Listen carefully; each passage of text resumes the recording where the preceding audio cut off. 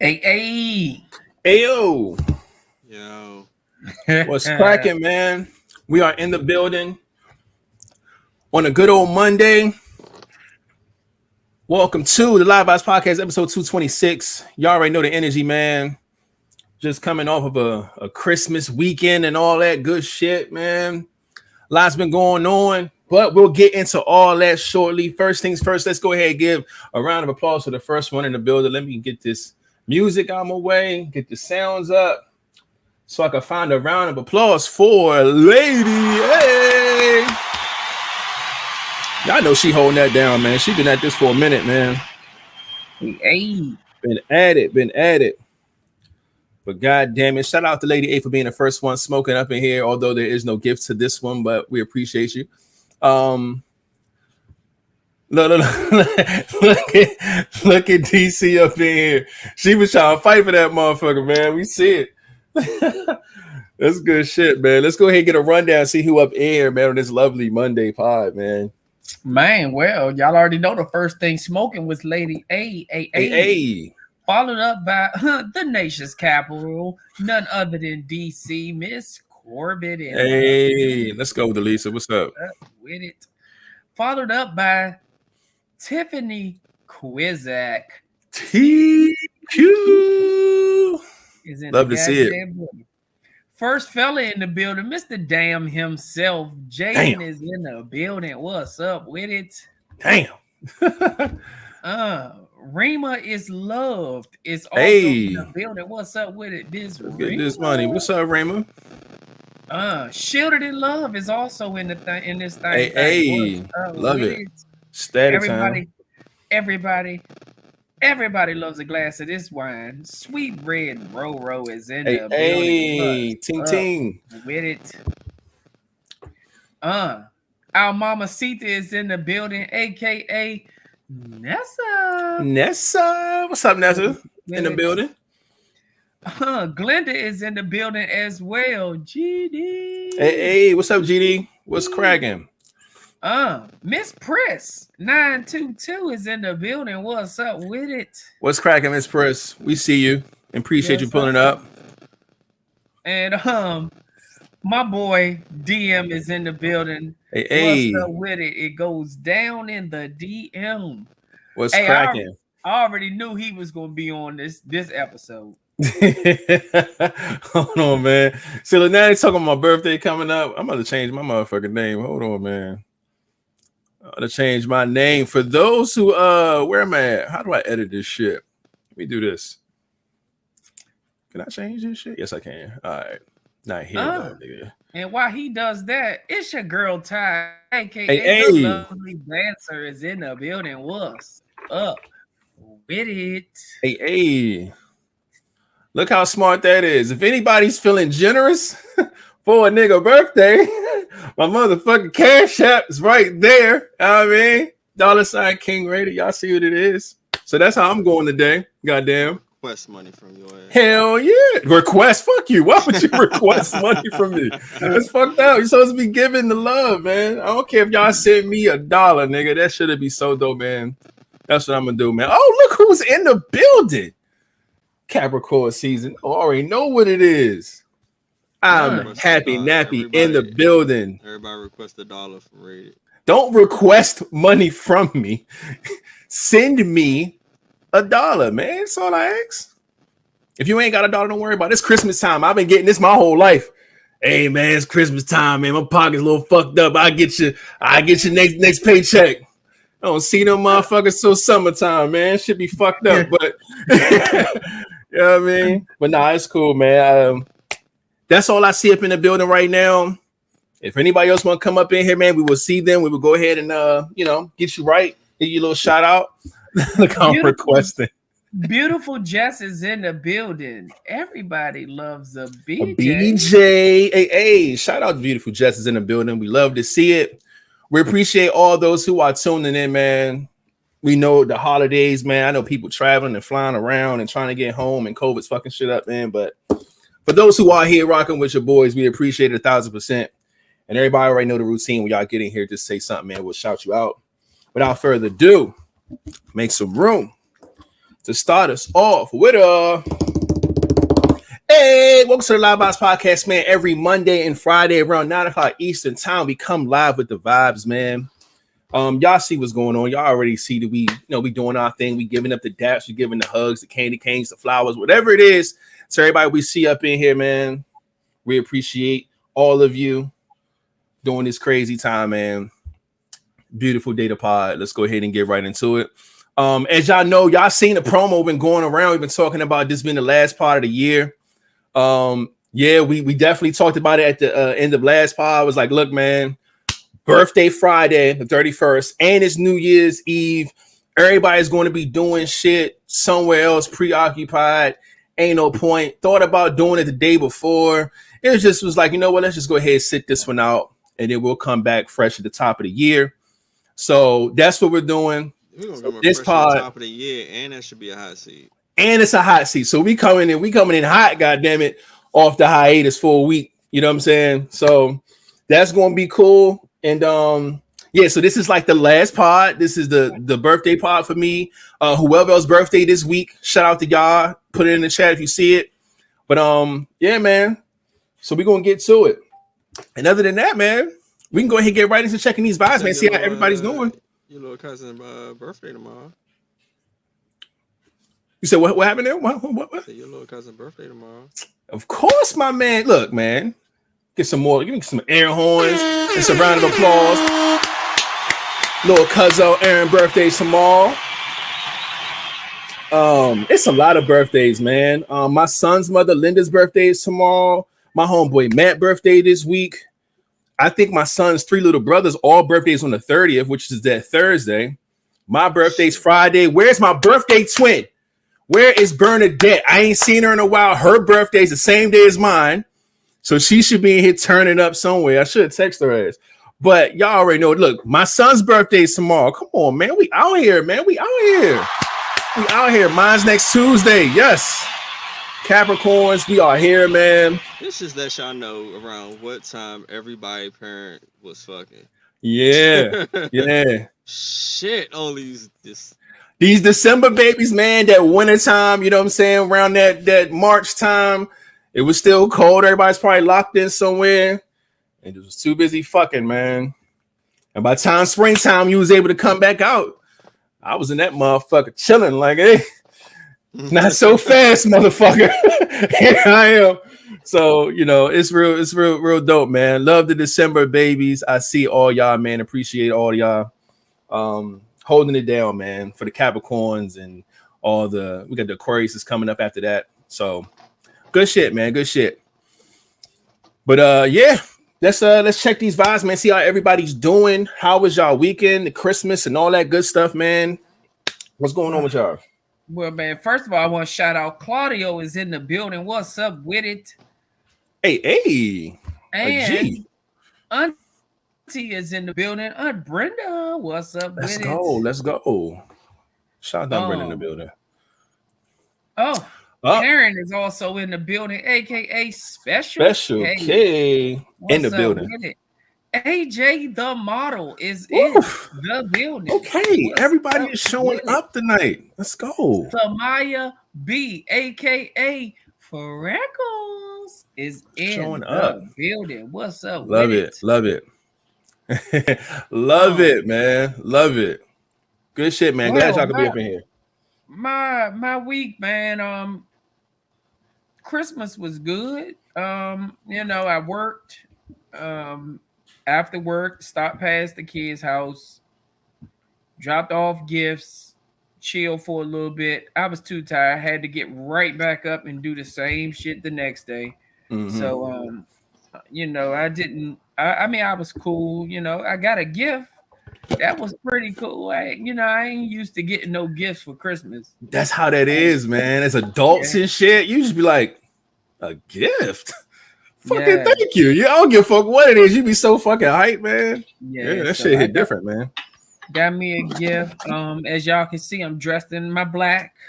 And this one over here, he's pretty much showing y'all exactly why I'm dressed in all black. Yeah, man.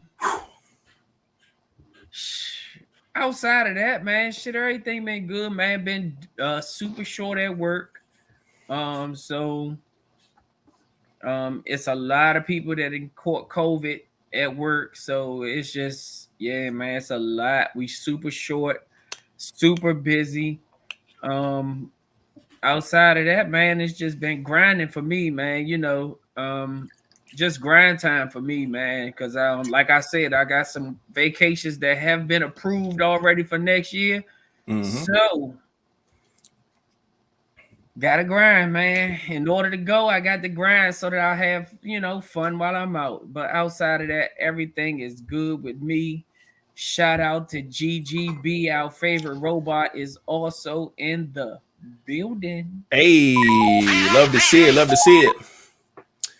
Now let's see, man. I really said I'm gonna start off with the game, right? Well, actually, I'm not because we got some sports to talk about. So I'll get there when I get there. My weekend has been up, down, up, down. The best part, the highlight part was, like I said, I was able to drop my, I told y'all last part, I dropped my son's stuff off early. So on Christmas Day, he was able to get all his stuff and he called me excited about it and was thanking me for everything. And I got him this weight set, so I'm at 14, he trying to bulk up, saying in high school now, trying to get his little swag, right? And I got him this weight set and the fucking bars for the dumbbells didn't even come in the box. I was like, the fuck? How the fuck the bars didn't come in the box? So I pulled out my phone. I went to my order. It was like, yo, send me another pair, man, because y'all fucked the money up or whatever. They was like, all right, cool. That was on Christmas Day. Wasn't thinking nothing about it. Daughter was happy with all her stuff. Girls was good. Everybody was good. To come over my house. We'll get them. Right. So everybody was good, man. And the kids got the Oculus like a family gift. So they motherfucking doing all this fucking virtual reality shit all goddamn weekend. That shit was crazy. Wait, who got it? It was like a family gift, like all the kids and stuff. Anybody can fucking play with it. It wasn't just like, oh, it's for you or it's for you. It's like for all y'all motherfuckers. It's at CC's house now. Oh, you want to see what it's like? When I bring that shit to my house or to your house, it don't matter. We can bring that shit anywhere. He got one. So it's like, can they link up? I'm sure they can. I've never played the motherfucker. I don't know. It's with the girls now, so I haven't messed around with the shit yet, but I'm pretty sure they can do that shit. Oh, that shit tight. Yeah, from what I've seen, I only saw like menus and shit, but I heard it was dope. That motherfucker vicious. Yeah, so I'm gonna get my experience, you know what I'm saying, when it's my turn. But yeah, man, but then I kept getting calls and texts and calls from this COVID, man. My fucking uncle got COVID. My fucking cousin in the hospital with COVID and shit. He had a fucking stroke and ended up finding out he got COVID once he got in the hospital. Fucking Nardo, man. Nardo, yeah, man. He was fucked up. I reached out to him, trying to wait for him to hit me back, man. But he called me and let me know what was going on with him. Shit, man. It's just a lot of these cases going around, man, and that's been really fucking me up. And I know it's nothing I can do about it, but it still affects me in a way. You know what I'm saying? I still wish that I could do something. I'm worried about everybody. Some people can handle it. Some people have a system that can't. So it's tough, man. So just been trying to get past that part. You know what I'm saying? Get my mind off of worrying so much, which is difficult to do, and just focus on the shit that I want to do, because this is the last week of the year. And I really want to get so much 2021 shit off my back. I want to get all this work done. I'm donating these clothes and shoes that I don't wear. I'm fucking anything that needs to be done needs to be fucking done. Because I want to go in a new year, clean slate. This year is done with, starting fresh and new, man. So I really want to just get that energy right, man. So I've been trying to just put everything to the side, focus on what I got to do, man, so I can go into this year the right way. Yeah, I've already said fuck the whole birthday thing. I don't even want to be around people, man. It's too much COVID going around. I'll do a do-over some other time or something, man. I'm not really tripping off that right now. Y'all know I'm not big on planning shit for my birthday anyway. So yeah, man, other than that, I'm okay. Mental space is good. Just looking forward to finishing this week off strong, man. That's really what it's all about for me. And I'm grateful to still be here. I'm grateful to have this podcast. I'm grateful for a lot of people's energy and love and support and all the stuff that we've been getting, man. It's been a really, really dark month. I was looking forward to December so much coming into it. And once it got here, it's just been so much bullshit, but still kicking, man, still kicking. So y'all may see me pour a couple of shots for myself for my birthday, for, my memories and being thankful and little things like that. So yeah, that's all. So, but yeah, I'm good though. Everything else is we'll see how it unfolds, man. King, what about you, man? How was your week? How was your weekend? I mean, how was Christmas? The king has nothing to report. There we go. The king has nothing to report. Yeah, man.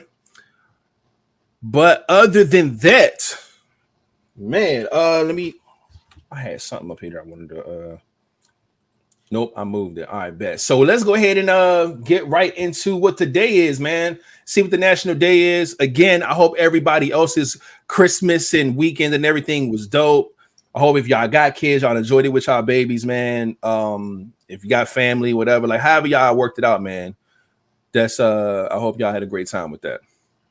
And it's not much cracking today. It's only 5 things on here today. For the national day today, man, December 27th, the first things first is National Fruitcake Day.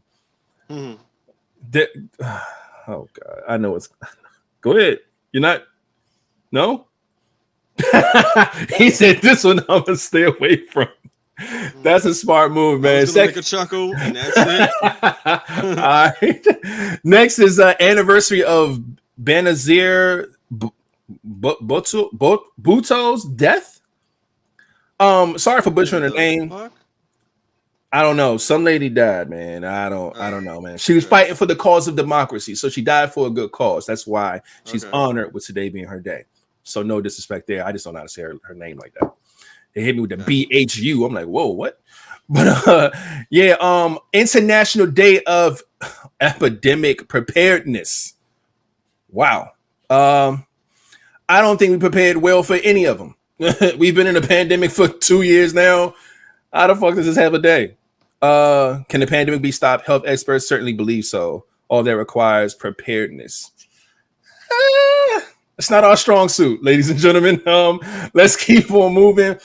Make cutout snowflakes day, man. You take a little piece of paper, you cut them out, and then little snowflakes and shit. There's a day for that, and today is that day. And lastly, visit the zoo day. Is visiting the zoo? I could have sworn it was December 27th. I don't know if there's a zoo open, because it's like below 30 out this motherfucker. What do we? I don't know who made this day up. Maybe this is somewhere else. Gonna be out chilling. That's what I'm saying. Like, this don't make any sense. But chilling, literally. No bullshit. They got a day and it's today. So there you have it. Yeah, that's the national days, man. Ain't nothing too much crazy to say there. Now, make sure I get this off my list. And music, sports, and all other shit. What dropped musically? I talked about the Friday. I talked about how Nas dropped his quick little joint called Magic. I don't think nothing else big came out at that time. As far as the NFL is concerned, I know we talk about football a lot because there's a lot of people who follow us that likes and love the sport.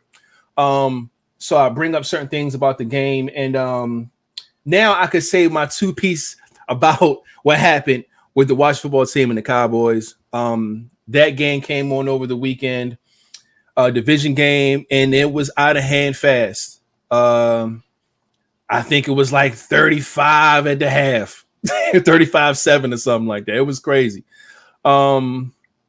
It was a really, really crazy game, man. Again, I don't take anything away from the Washington football team for the fact that they're still banged up. They still got COVID issues.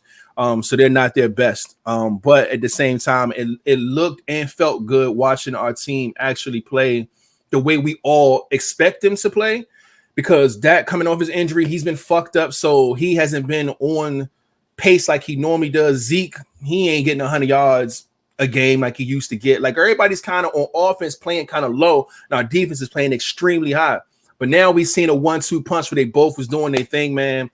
And it was amazing, man. It was a good game. 56-14, I believe the ending score was. It was crazy, man. It was bad. The one thing that I will laugh about is that the Washington football team brought their benches to the Cowboy Stadium like we did to their stadium, and it didn't quite help. But I thought that was funny. But yeah, it was crazy, man. So we ended up clinching the division. We're definitely in the playoffs. Of course, record states that. Skins dropped down really, really low. Giants are out. So now it's like a win out for the Washington football team to try to get in. And they play Philly next week. So it's almost like whoever wins this game between the Washington football team and the Eagles almost determines their fate. And not to say that the Eagles are going to lose out, but the Eagles play us, which we already beat them. And I think the Washington football team, who y'all play? Don't y'all play the Giants again? Within the next, see what I'm saying? So it's like it's kind of in your favor to take this back. So we're going to see how that goes. You don't think so?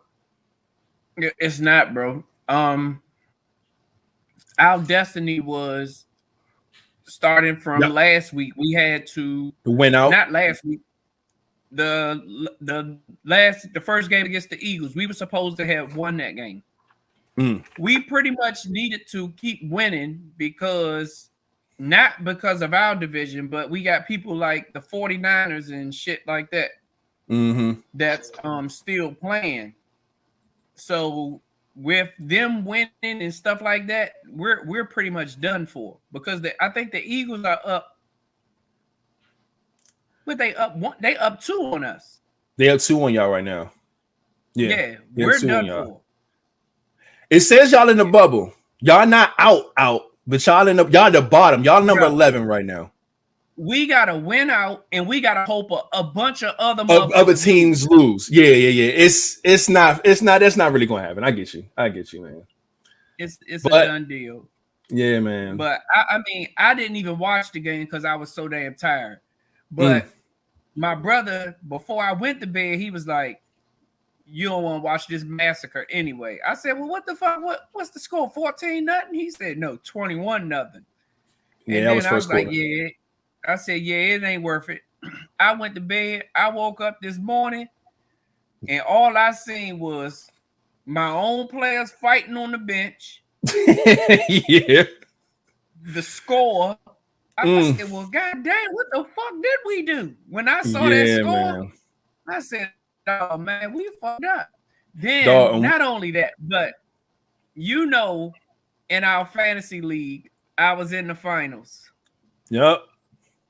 I got put out of that too. So I'm done for the big money. So I'm just in my feelings, bro. It won a good weekend for you, man, when it comes to these sports. Yeah, man. Yeah, I feel it, man. But outside of that was man, that. Right now, the Miami Dolphins are playing the Saints. The Dolphins are up 10-3 on the Saints right now. There's a minute left before the half. I guess we'll see how that turns out.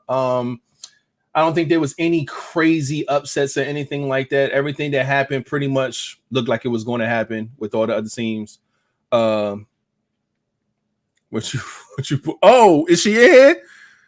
Okay, hold up. There, look, man, hold up, man. Where my goddamn right? I was look. I said, God damn it, if B Diddy don't get her ass in here. Cause I was going to text you and everything. I was gonna cuss your ass out today.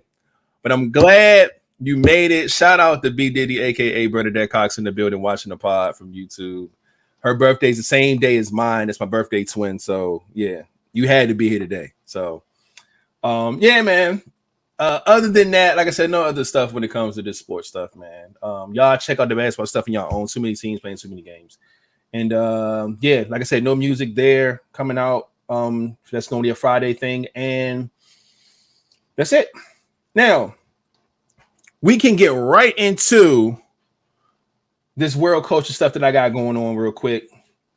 Now I have a few things to talk about. Literally, it's only 3 of them, and I made a topic out of one of them, and actually it was sent to us to talk about.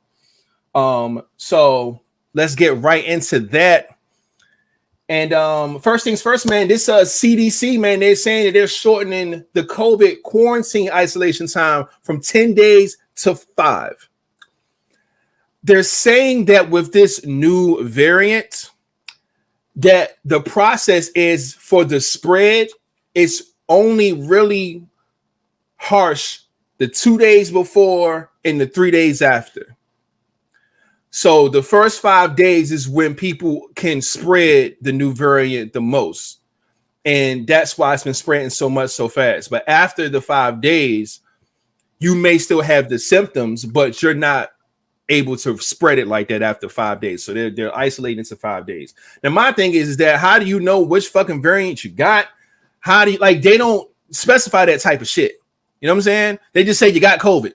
It's like, well, which one, motherfucker? Because ain't it like 3 of these motherfuckers out here somewhere? So I don't fucking know, man. This shit is still weird, but I don't think this was smart. You still have to give or take. I don't give a fuck if it's 5 days for the spread. Niggas still make it at least 8 days or something. Like, because 1, you got to be safe. 2, niggas are hard-headed. And 3, you just need a little cushion, man. I don't understand. Like, this is just crazy. Because now everybody going to think that they can just sit around for 5 days and they be good when they really might be a 14-day motherfucker. Who knows? So this wasn't smart, man. They should have just made everybody do the motherfucking 14 days, man. So, yeah. There's that, man. Y'all can look up more on this. It's just ridiculous. But next up, I want to show y'all a picture real quick, man. There's a chick out here. She's getting plastered, going all around. She's going viral. Thing is, she's in jail. And she is considered the next prison bae by internet standards, right? And I want to know if you guys will post her bail. You know what I'm saying? Are y'all with it? Let me share my screen real quick and I can tell you now, I ain't posting no bail. But I'll let you know if I'll be waiting for if she was to get out, if I'll be waiting at the gate. All right, boom. Here we go, man. Boom. Female prison bae goes viral and men are offering to pay her bail. This is Shorty right here. And this is her in whatever prison that she's in. She's now sentenced to 7 years. She was fighting some girls. There was an altercation that happened at a gas station. She ended up stabbing a girl. So she ended up getting 7 years. And yeah, so this is her, man. And people are saying, yo, free my baby. She can stab me while I'm sleeping. free you the fast way. What's your J pal? I don't know. Yo, they wilding, man. Like, people are really, shooting a shot with this girl, man. So this is Shorty, man. Are y'all going to pay her bail or y'all going to wait for her when she get out at least? Flash say no. King? Fuck no. She's like, I'm not waiting for her when she get out. I'm not paying her bail. She can sit her ass in there. She got weave. She got braids. Like, she living in that motherfucker. Did I just like this bitch? No, yes, you did. That. No, it's unlike that.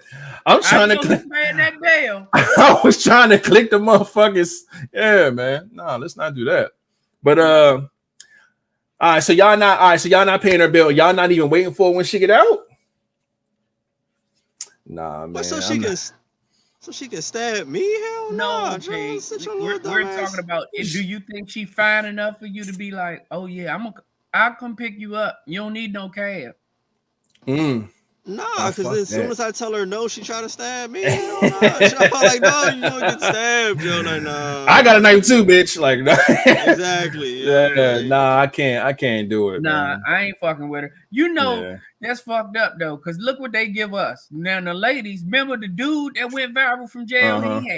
He had like hazel eyes and haircut. No. It was shit. Around that time, it was a girl. They said she was the female prison bae, and she looked way better than this. She did it better than Shorty. Yeah, she looked way better than this chick they were trying to give us. She just didn't go viral, but she looked way better than this one. They got backgrounds in jail. Yeah, they sure do. They got all that. But yeah, man, I just want to see what y'all thought, man. She at Iverson Mall right now. You can find her. I was about to say, no bullshit. She getting some snickerdoodle cookies right now. Right now. Get the fuck out of here. right at Suburb, getting a pizza right across from the cookie spot. She ain't nowhere far. You see her all the time. Shit, H&M. No bullshit. But yeah, man. All right. So this last one right here that was actually sent to us, and I made a topic out of it. Where the topic was sent to me as well. Go ahead, Platt. Before you go, we got a shout out to Miss Niecy in the building. Hey, let's go, Miss Niecy. And Art Bay, aka Latasha Ross, is in the building. What's up with it? Art Bay's in the building. Shout out to you. Love to see it. Did we get Claudio all the way? I just see his name man too. Yay. Okay, just making sure. I know we got DM. I know we got Jaden. I'm trying to think if we had any other fellas in the way. All right, bet. So shout out to you guys for coming and kicking it with the pod, man. This last one, man. I told y'all on this pod a while ago, man, about the split of Kanye and Kim. It was a back and forth little issue there. He did his concerts recently, and in his concerts, he was putting Kim's name in the songs in replace of other words, trying to get her back and shit, because they going for their divorce shit. But Kim ain't really having it. She over here with fucking Pete fucking Davidson over here just wilding the fuck out. She living her life. But he's not done. He's like, look, we need to get back together. He tried on Thanksgiving, didn't work. He's still trying now. This man went so hard, he just bought a house across the street from her. Okay?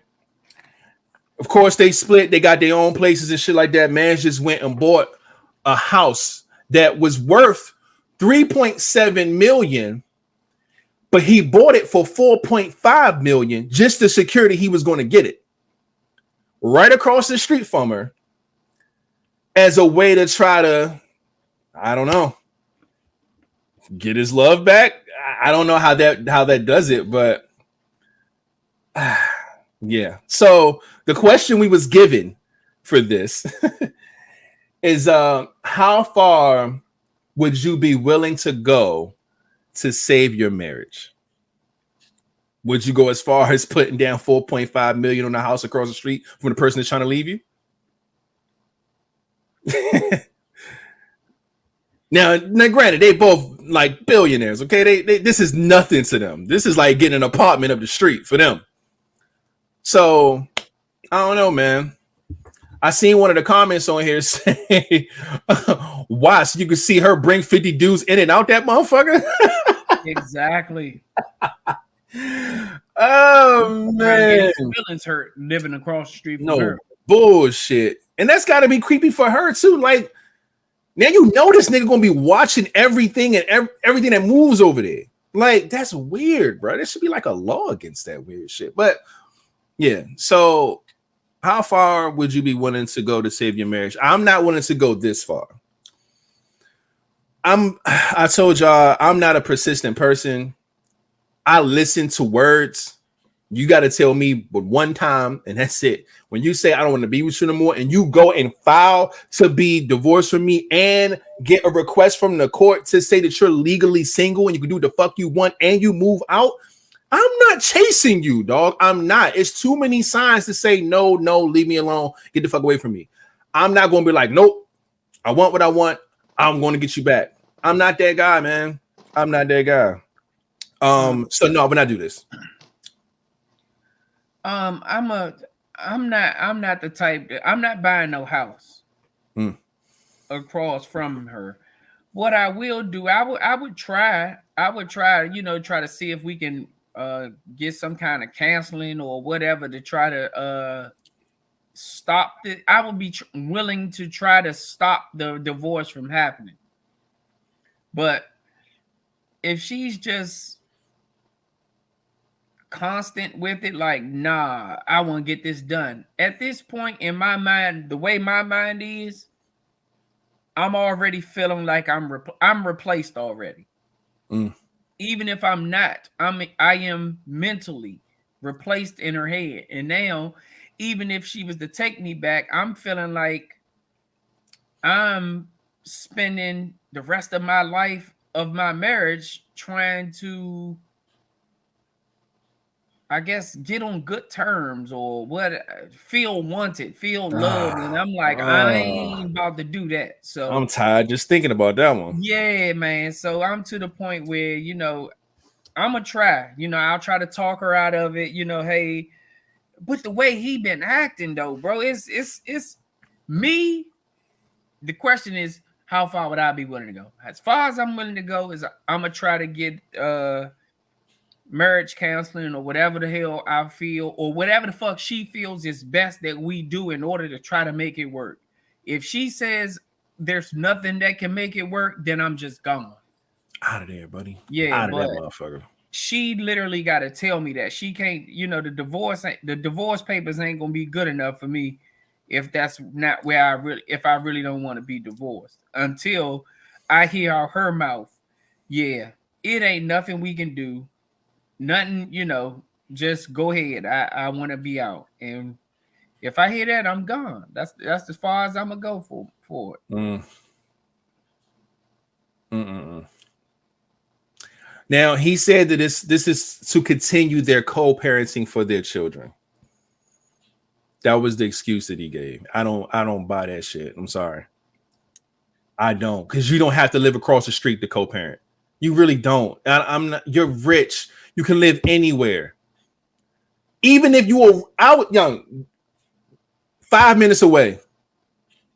Something you don't across the street.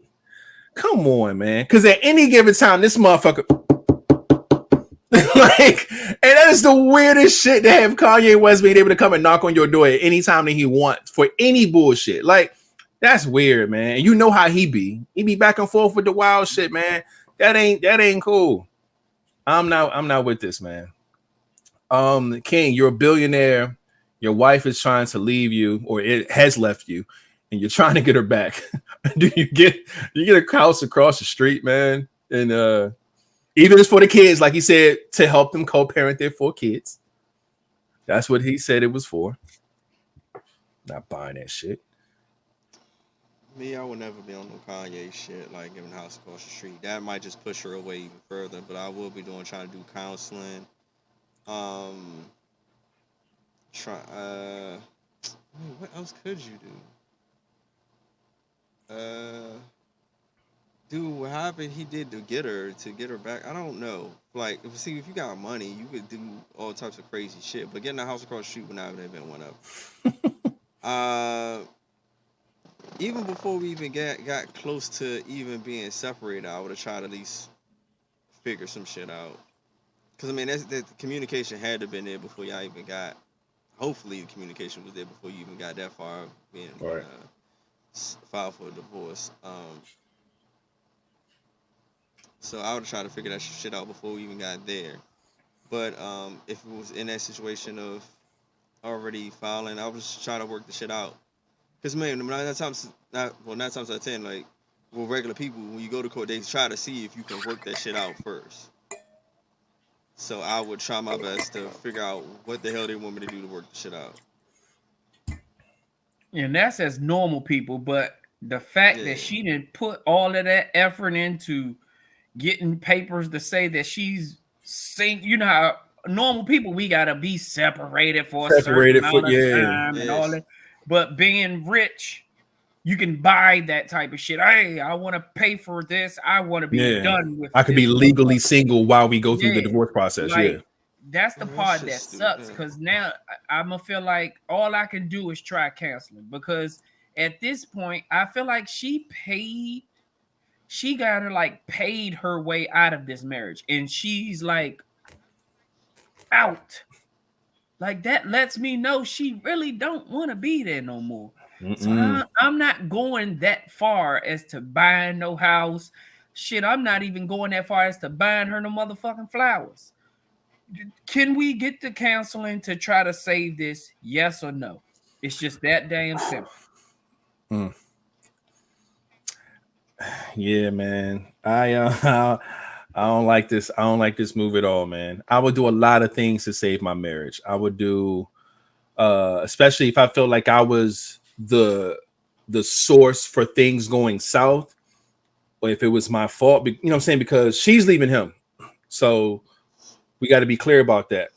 So if she was ready to leave me, I have no issue with trying to do what I can, like you say, counseling, any type of therapy, any type of whatever it's going to take to mend this marriage, because that's what I got into it for. I didn't get into it to divorce. I got into it to stay here forever. So yes, I'm going to try whatever it is, but I ain't copping a crib across the street, my nigga. Like, because I think they're past the therapy part. They're past the, all that other healing shit that will kind of bring you back. I think they've been through that already. That was last year's shit.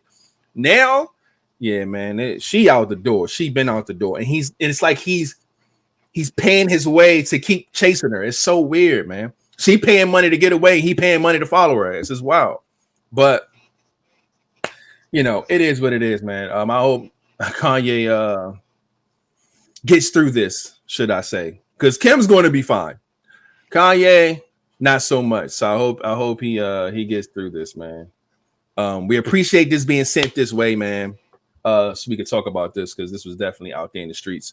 We do have 2 new pull-ups, I believe. If there's any more, I apologize. Go ahead and say something in the chat. Nene Bay is in the building. Hey, Love baby. we appreciate it for pulling up. Also, Cut Up Buddy Door is also in the building. Yes, Lord. Also, I see Money Mendez in the building. Shout out to y'all for the pull up, man. We appreciate it. Watching the pod with you guys. Like last part of the year. This is it. So, we just trying to make sure we get this one out the way, man. Going to take Friday off and come back, with the hot seat next month. So we appreciate y'all being here and kicking it with us, man. We appreciate that.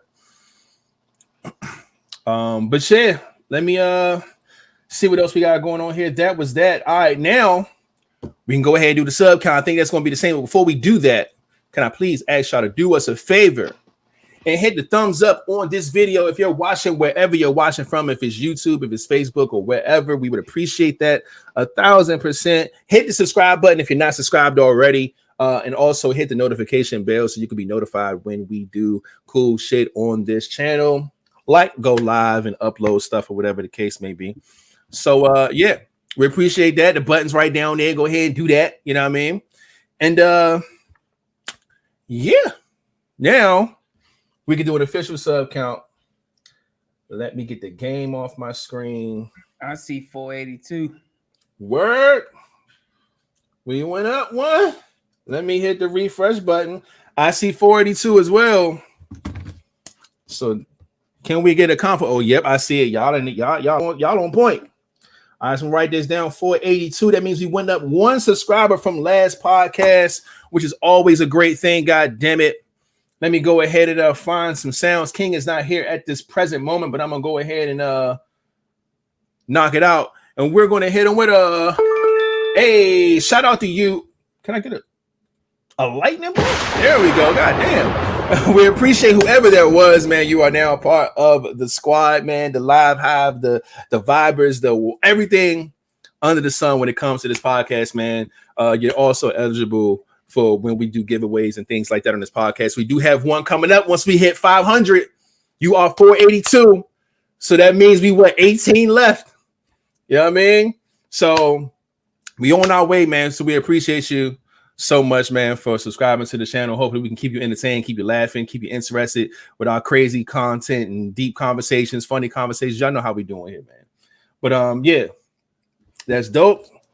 And that is off my list. I don't have anything else. I'm gonna take this shot before we get into these ending questions. I think that's it.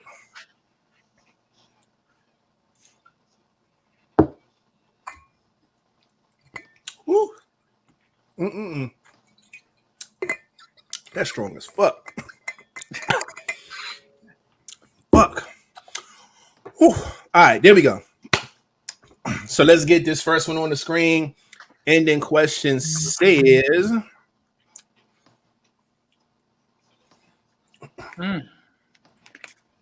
what are your New Year's resolutions?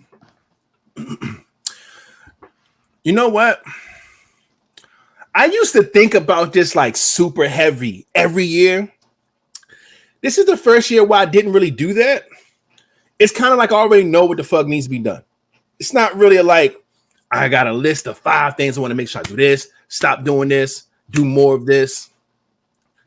Going into 2022, man, I feel like I need to go back and look at, like, I remember what I did before in 2019. I did this 26 of 19 challenge for myself, where I challenged myself to do 26, achieve 26 goals in 2019.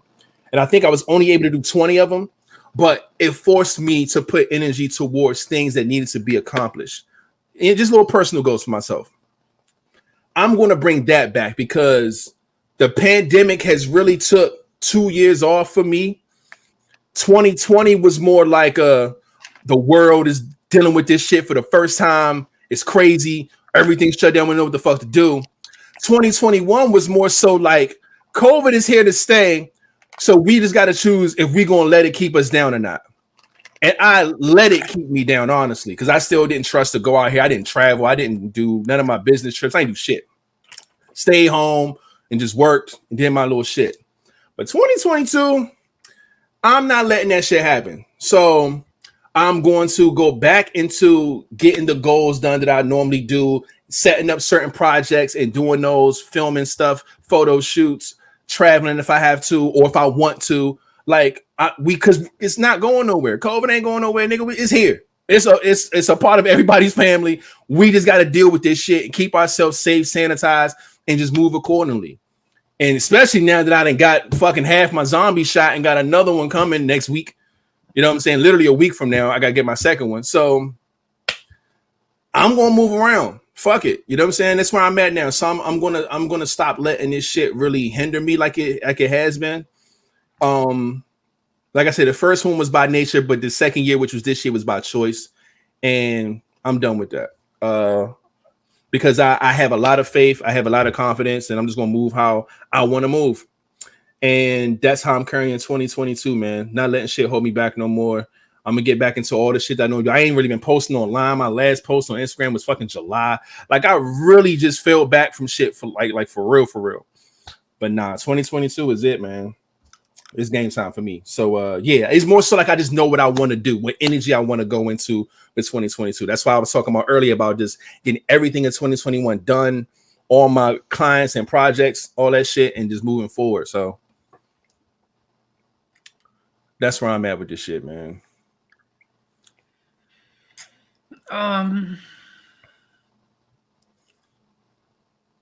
New Year's resolution for me. Y'all know it's always to continue my $5 challenge. I'm still doing that. How did that go this year? I'm still collecting. I know I got at least 1,000 something already saved up from just this year. But I just want to become more prosperous, man. So I gotta start putting a lot of energy that I would spend on bullshit, arguing, which I rarely do, but arguing, just unnecessary drama and shit. I'm trying to stay away from that, man. That's like a New Year's resolution of mine, man. Just stay as far as away from drama, issues. Stop spending unnecessary money. You know, I always save, but I want to get better. You know, I've realized there's been times where I've just spent money for nonsense, and you know, I'm trying to do that. I want to drink more water. For this next year, that's a resolution of mine. And pretty much the Live Vibes Fitness Challenge. I want to get more healthier. I want to get back in shape. So I've been doing little things.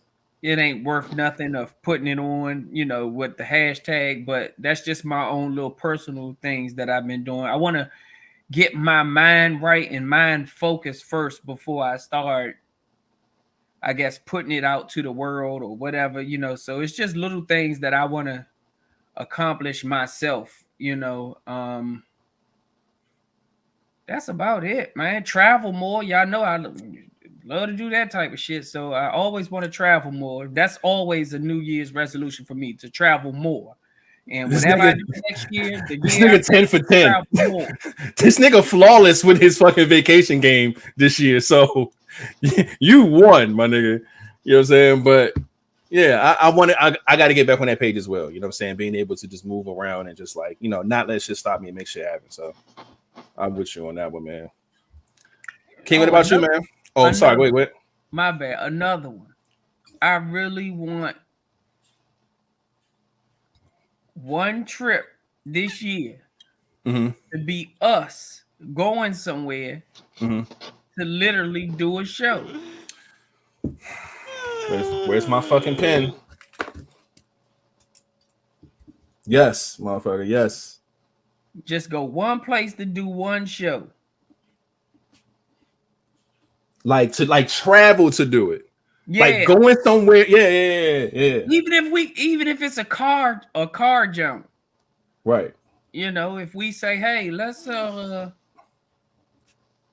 for a weekend and do something. And do one for a show or some shit like that. Anything. Yeah. Just, you know, even if we put it into an idea, put it in the works, and then set it up for something. I don't know, but there's one thing I want to do to get some Vibez involved.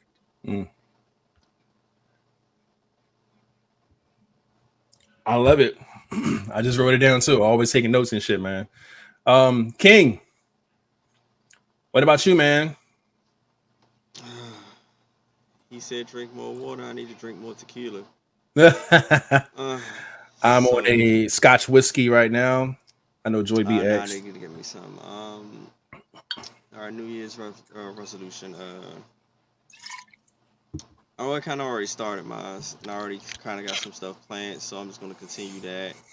I don't know if I mentioned on the podcast, but I'm just going to start like exiting or eliminating people in my life that, you know, I don't need in there. Not allowing a lot of disrespect to come towards my way.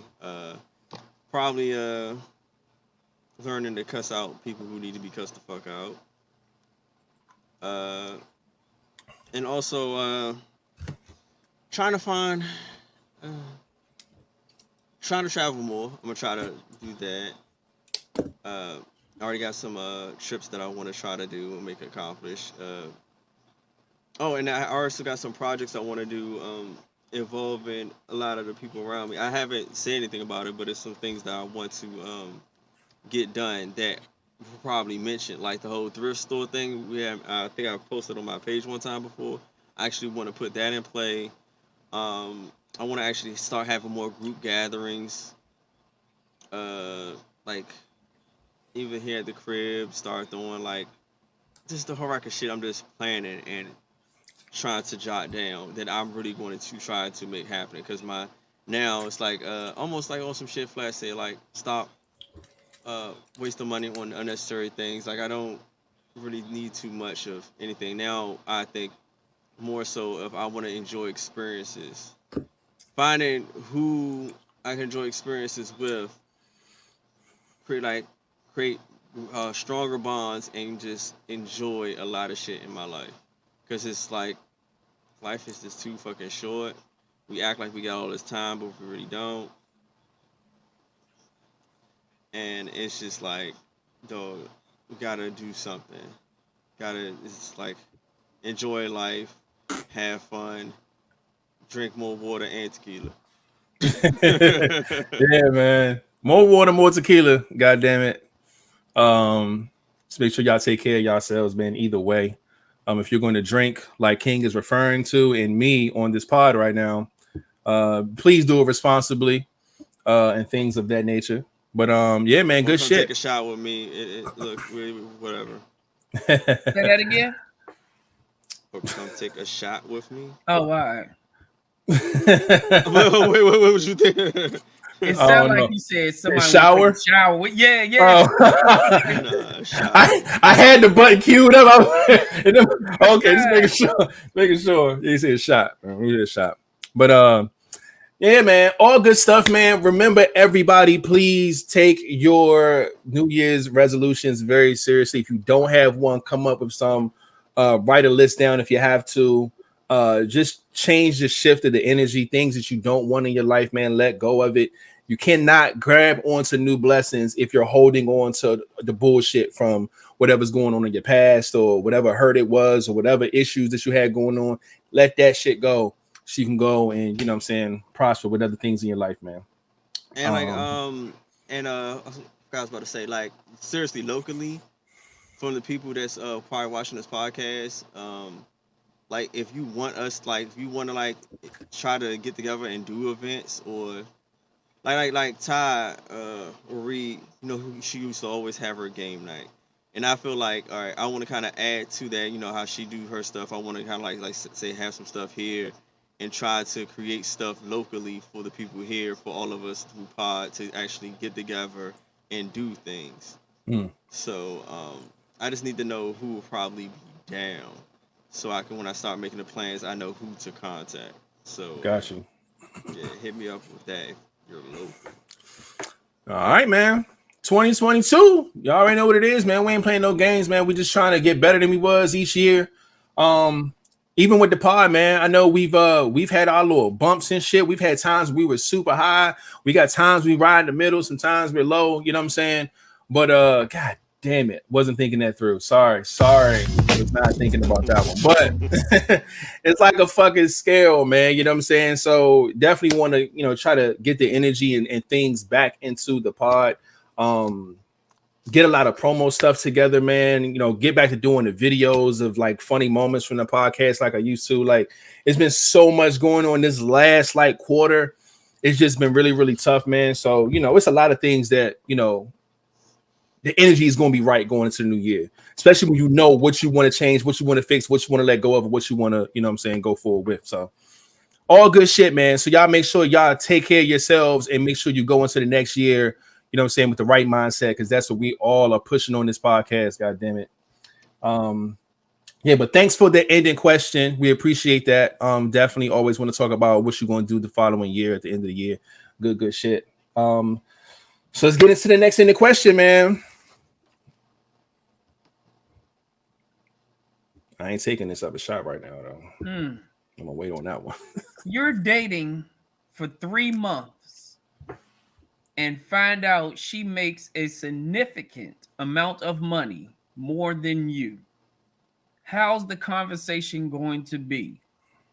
Is it a problem?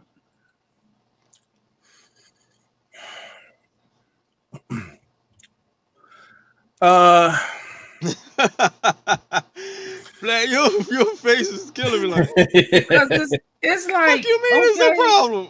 Yeah, well, first of all, I find out she makes a significant amount of money more than me. So what? That's her fucking money. Facts. How's the conversation gonna be the same way it would be if I found out the bitch ain't have a job? Certain shit just don't. Her money don't excite me, you know. Yeah. It's not a problem. No, I mean, no. No, it is not a problem at all. The conversation will be completely normal. Because you making a significant more amount of money than me is a blessing for you and yours. So until we establish something to where a part of what you're doing becomes ours, then I mean, you know, then that's just a blessing for our relationship. It's not a big deal for me.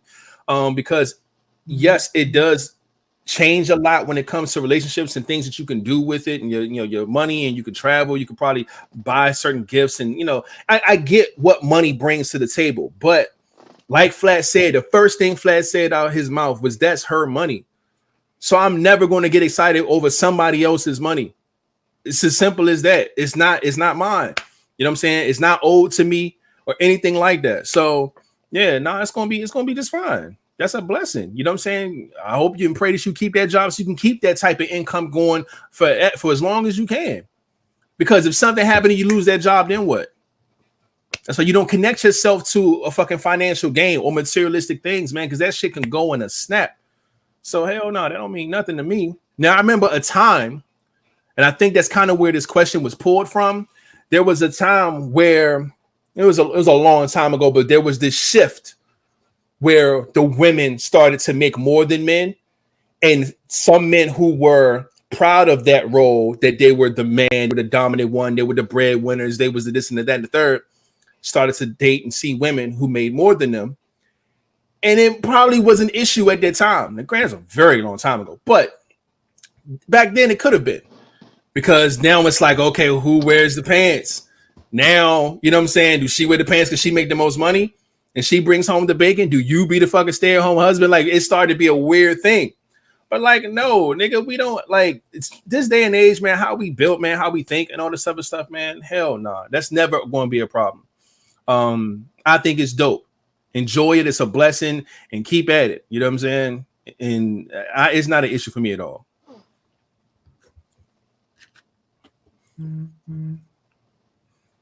King, what about you, man? All right, 3 day and 3 months. What the fuck? I mean, I'm like, what the fuck they got to do with me, Joe? Like, it doesn't have anything to do with me, unless I see, just because you make a lot of money, you want to like talk down to me or like act like you got some type of control. Other than that, it don't mean shit to me. I'm not gonna give two shits.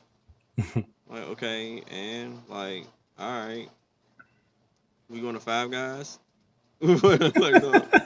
Right. I want Five Guys now for some reason. Like, I'm hungry. I've been hearing that a lot today. Five Guys and shit. Yeah, Five Guys. I don't know why it popped in my head. It's Five Guys.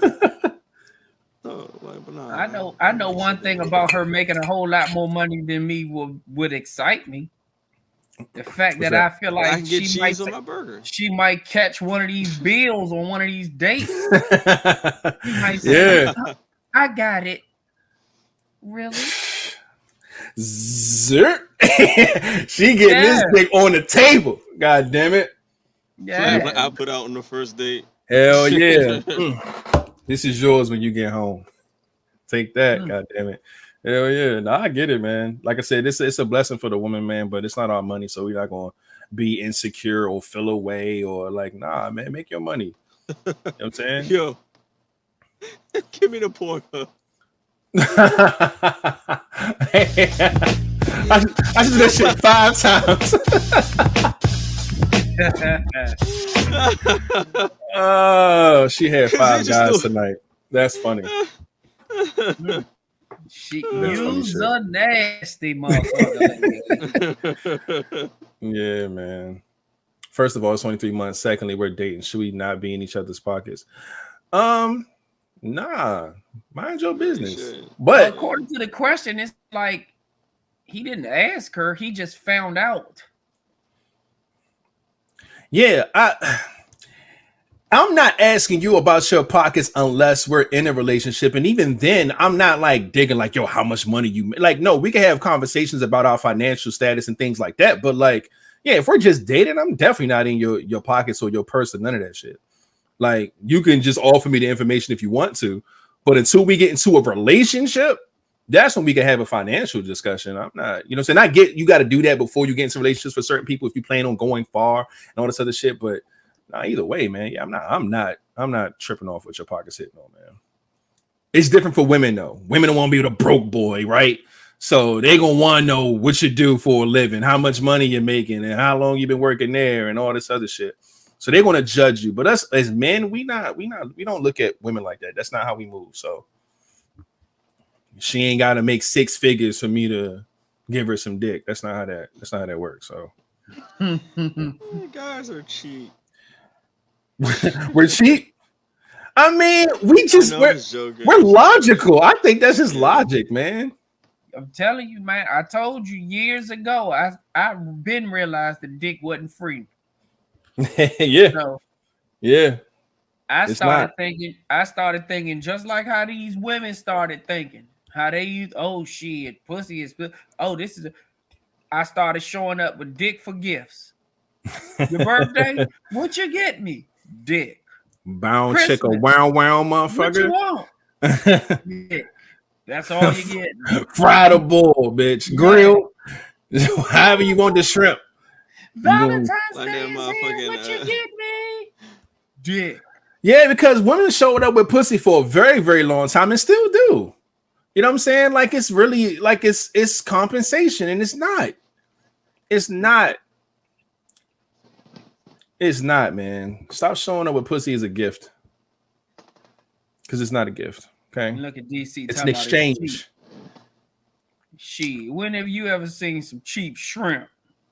That's funny. That's funny.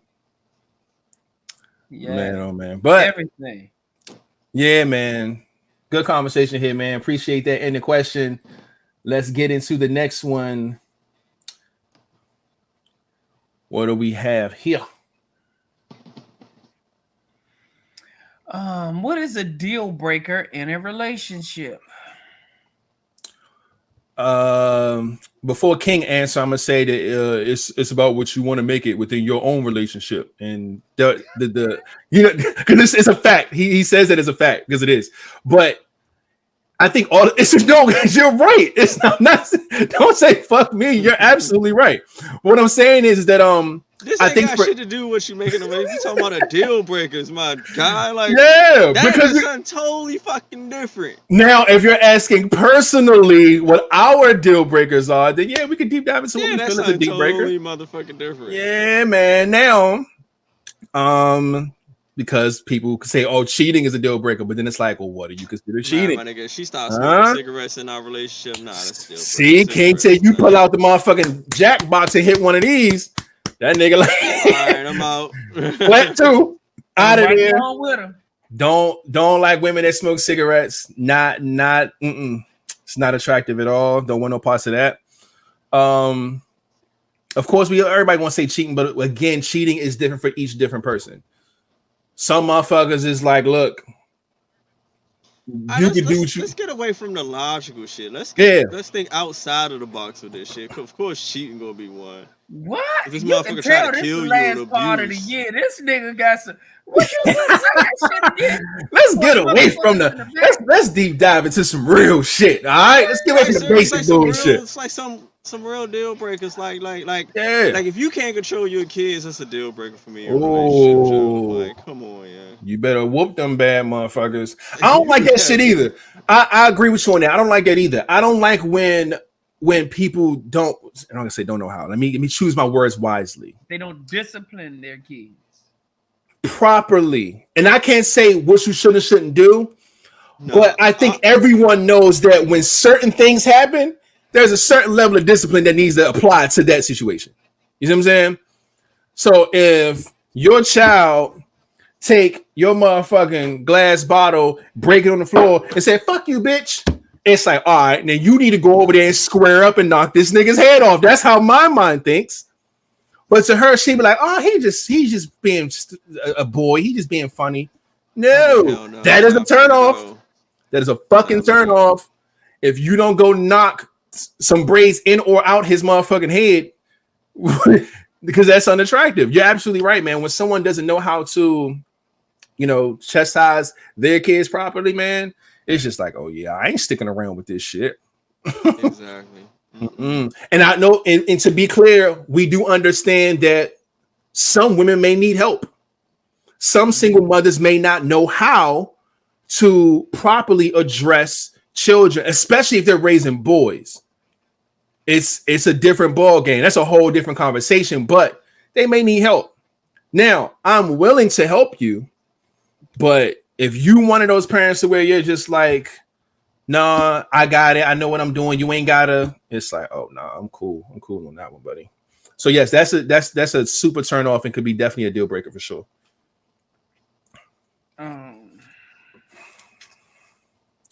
don't know. It's a lot when it comes to them kids because the deal breaker for me is when you reward kids for bad behavior. That is a turn off for me, regardless of what the fuck it is. If they do something bad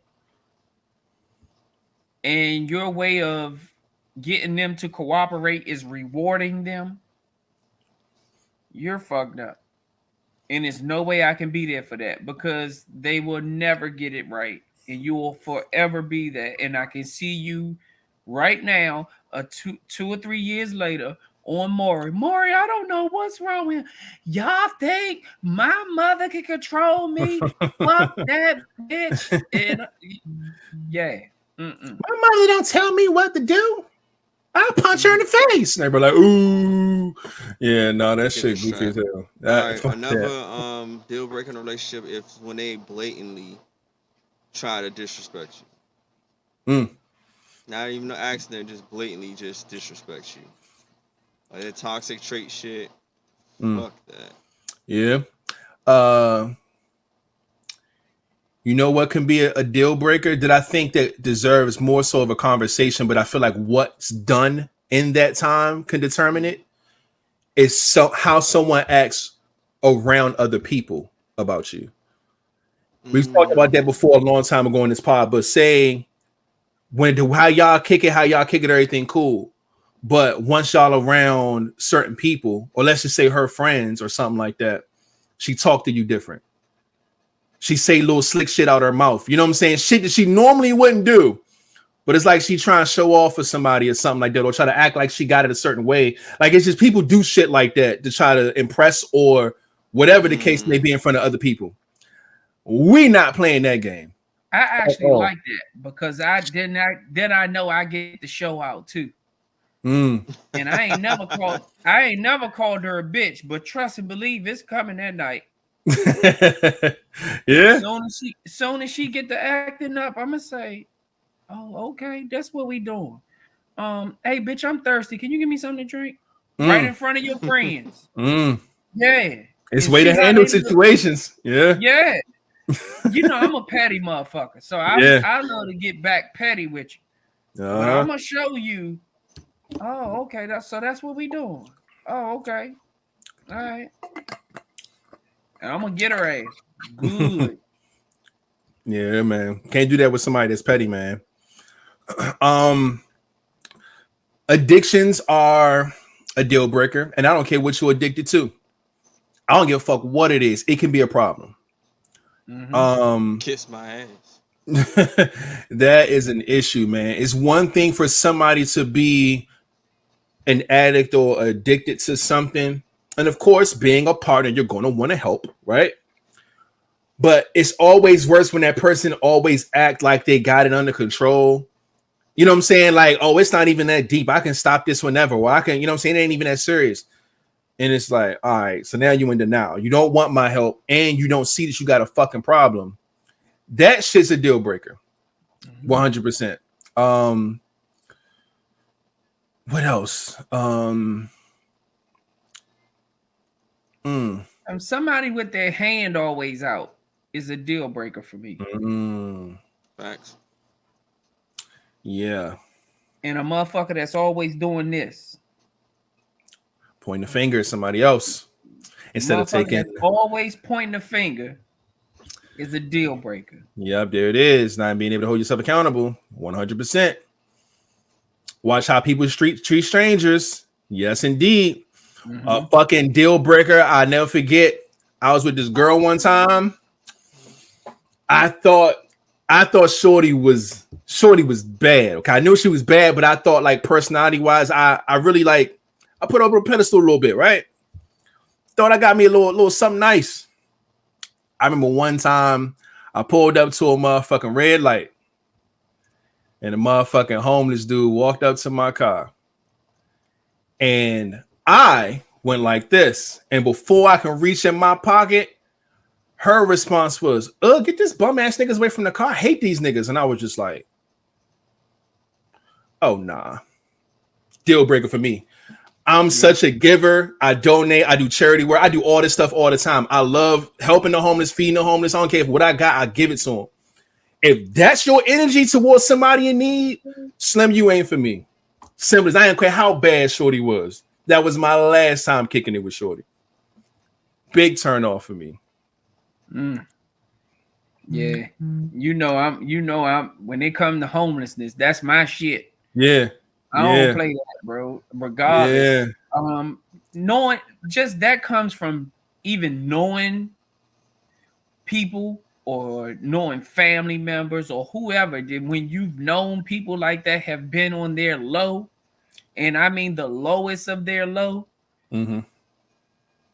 you see things different. And half of the time, the people that act that way have actual family members and shit that's like that, or Yep. friends that's like that, and they still act that way. And it's like, you're not too good for this shit to happen to you. Like, this could be you.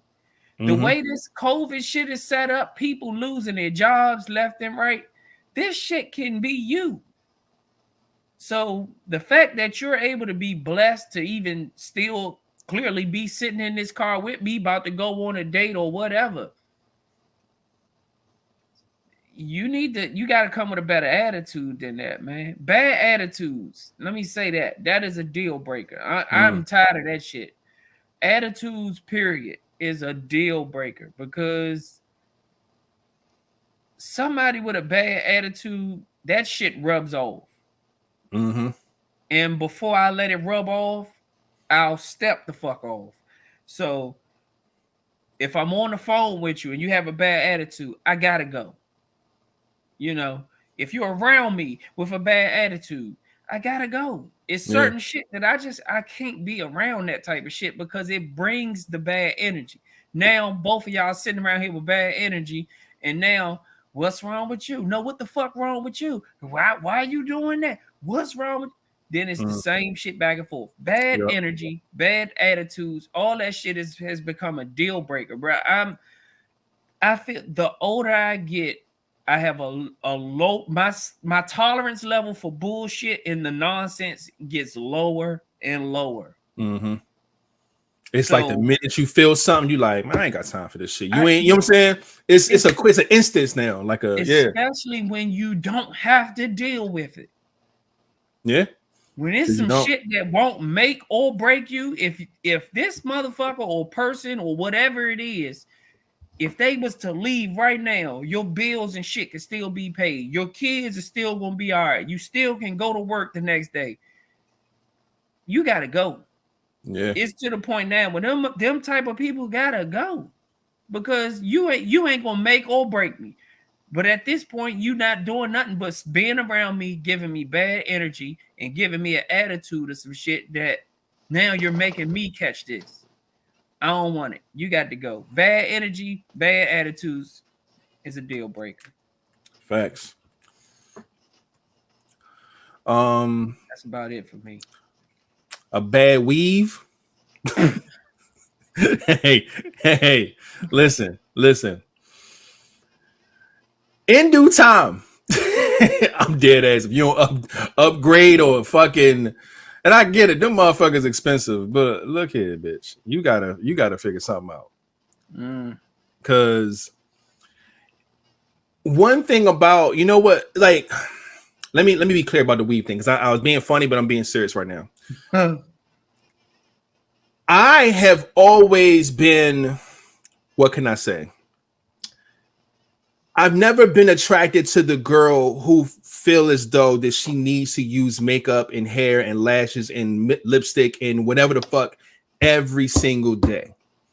Now, be clear. I have no issues with the woman dollring themselves up, making themselves look and feel beautiful. That is perfectly fine with me. But if shorty is doing that shit Sunday to Sunday, that's a turn off for me. I've always really, personally for me, I've been into just natural women who don't necessarily do all this crazy extravagant shit to themselves all the time. You know what I'm saying? And again, if you do, that's cool. I have no smoke with it. But every day, Slim, every day, it's just, nah. Because I have to fall in love with who you are aside from all that bullshit. When the motherfucker that get in the bed with me every night, that's who I need to fall in love with. I don't need to fall in love with fucking Miss Instagram. And then when you fucking get home, I'm like, who the fuck is this? You know what I'm saying? Like, I need to see what I'm living with. You know what I'm saying? And I need to fall in love with that. Don't have me falling in love with your persona and your motherfucking likes and your fucking post and comment. Like, I don't want that person 24/7. Give me who I know I'm going to be with forever enough, at least at home or something. Now, if you want to get dogged up and go out the house, and then when you come back, okay, whatever. But like, dog, every single day, I've never been a fan of that. Never been a fan of that shit at all. Mm-hmm.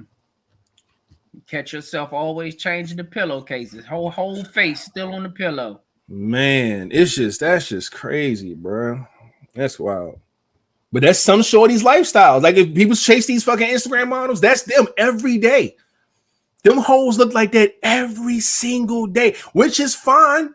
But nah, bro, I need to see you in some sweats, motherfucker, ponytail, no makeup, no lip gloss, no nothing. Sit next to me on fucking football Sunday. Let me see that this is what I'm gonna be with every motherfucker. Man, that's who I want to fall in love with. The motherfucker that's cooking.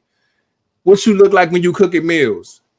Are you on fucking Instagram with the fucking lipstick and the fucking? Come on, like cut that shit out. I want to see the natural you. That shit is the most attractive to me, man. All right. But we know we can go on and on about this deal breaker shit if we talking some real shit, man. Anybody got any other ones they want to throw out there before we move on? No? All right. Oh, it is what it is. Let's keep going, man. What's this next one here? The baby I'm pregnant joint. Oh, here we are, man. Let me get to the shits. All right, now we got this ending question, and instead of just answering it with random shit like we would normally do, I was like, you know what? Hold on, why the fuck didn't that just work? Okay, there we go. I was like, all right, how about we answer the question literally in the text message, and then we bring it to the pod and see who can guess who said what. So that's what we're doing now. Again, the end of the question is, baby, I'm pregnant, but it's not yours. That's the text that we got, and we had to text back. Then y'all have to guess who said what text. And these are real texts, by the way, okay? So let me go ahead and share this screen real quick. All right, boom, here we go, man.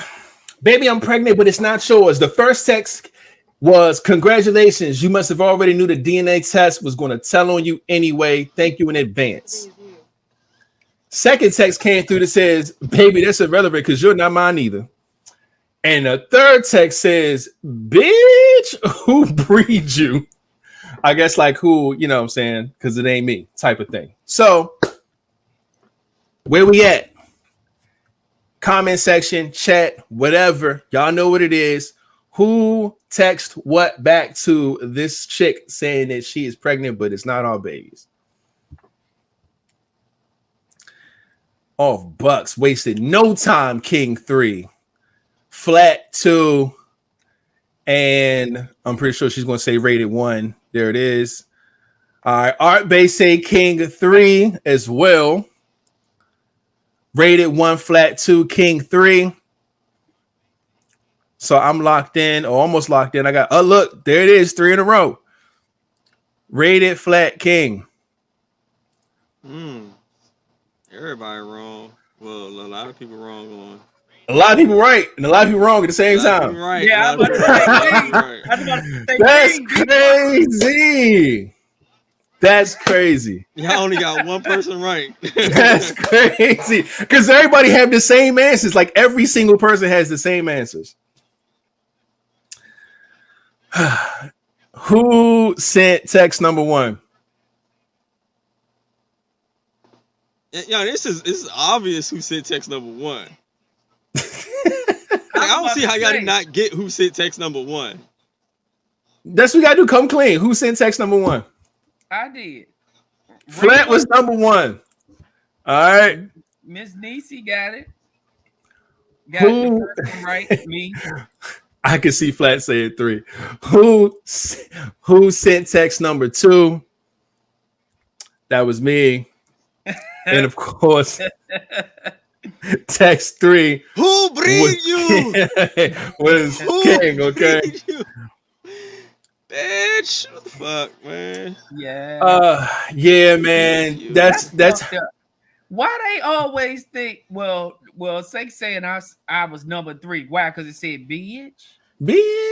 Yeah, they think that they always think you're going to take that approach because you're so petty and you funny. Yeah, like, or I'm gonna just be flat out ignorant. Yeah, one or the other.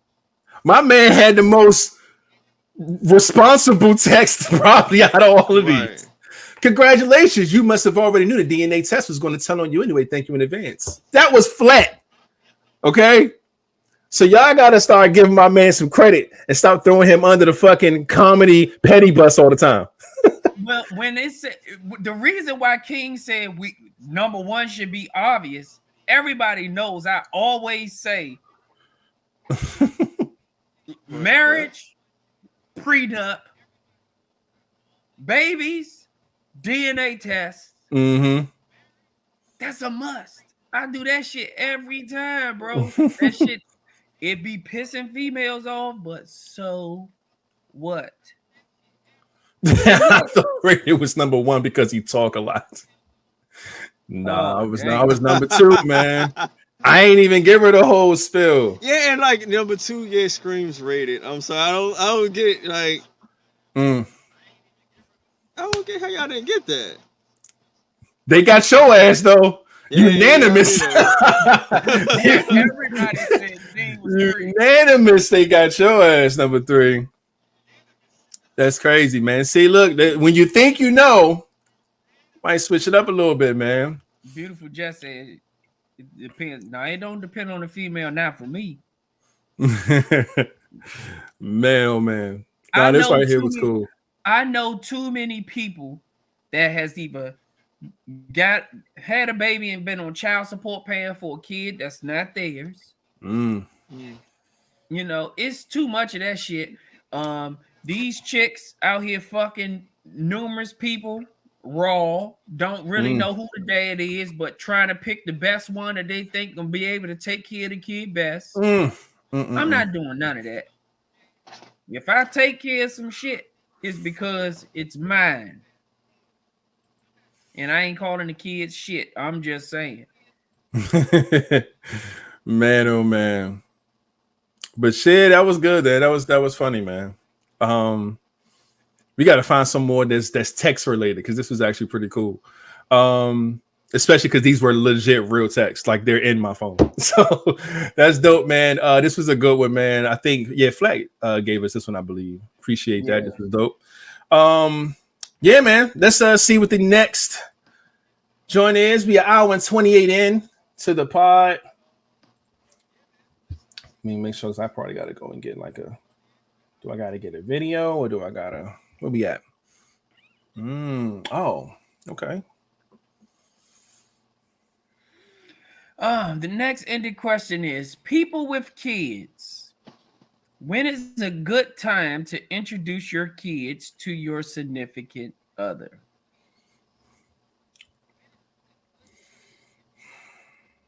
This is kind of iffy. Yes, it is very iffy. It depends. I mean, well, I ain't even gonna say it depends on what you have, boys or girls, because these days it's pedophiles doing shit with both.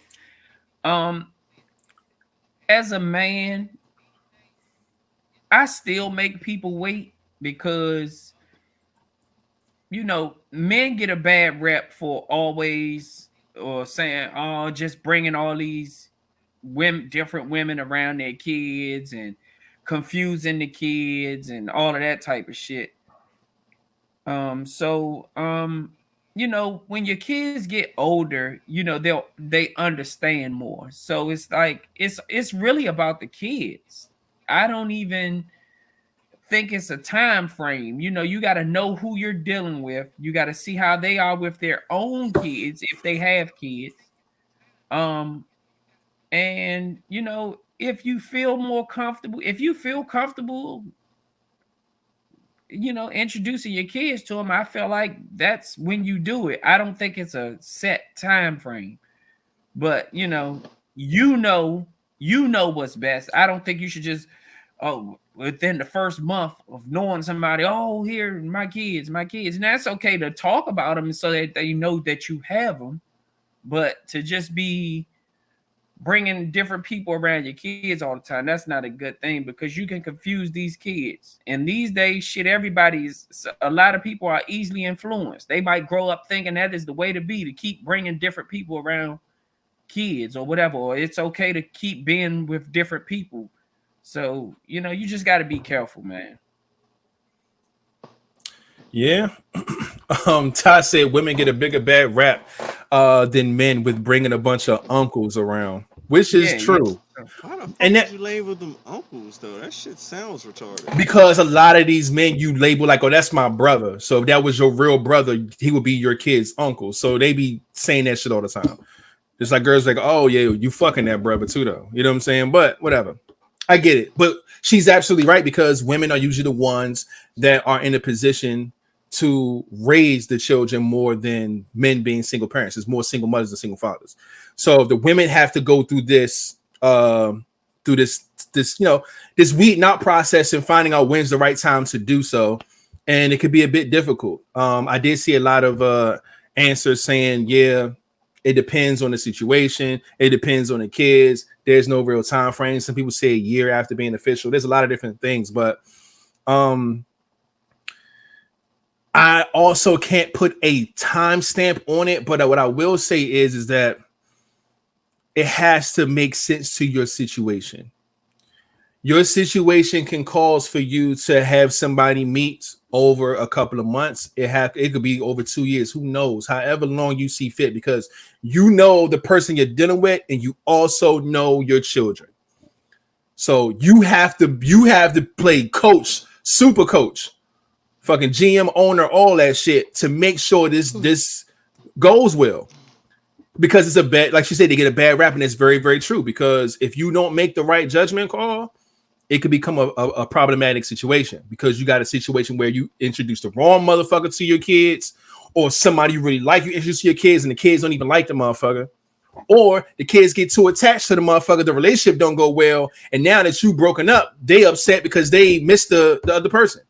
It's just so many ways this can go. So you have to know your kids just as well as you have to know this person that you're bringing them around. Because people quick to say, oh, make sure that you screen this person and trust them before you bring around your kids. You got to know your kids too. And how they are, how they respond, how they react, and how they adapt to someone else being around. You know what I'm saying? So when it comes to us as men, I'm going to tell you now, I wasn't bringing women around my children. That was just me.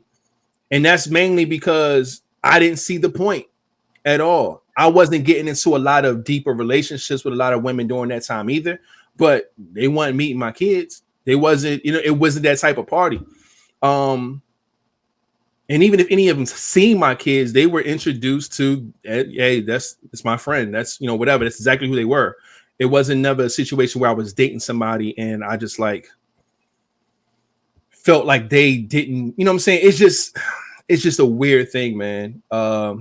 Because dating is fucked up, especially early in a relationship or early in a dating stage where everything feels right. Everything's fresh and new. The fucking sex is good. Y'all dates are going good. So you feel like, oh, introduction to the kids should be a cool thing to do when you're really just in that moment and in that zone.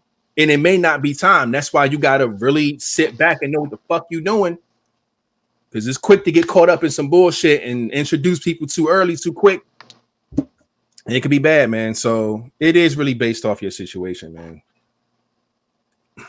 But King, how do you feel about this, man? I have nothing to add. Y'all kind of summed it all up. Yeah. When I think of this question, I think of that video when the dude was out there fixing the little girl bike, and the mother came out recording, talking about some, oh, look at daddy. She said, he's not my dad. My dad's locked up in jail and I really miss him. And she was like, really? The mother was like, really? I was like, oh man, that shit. Know your kids. Yes. Because and you could tell you're the type of mother, if your child feels like that about their father, I know that, that there's a relationship there. This ain't the first time that you heard how deeply this little girl feels about her father. Mm-hmm. So why the fuck would you go outside with your goddamn phone, calling another nigga daddy in front? You done lost your mind, man. Come on. You gotta know your kids. Read the fucking room. That was not smart, man.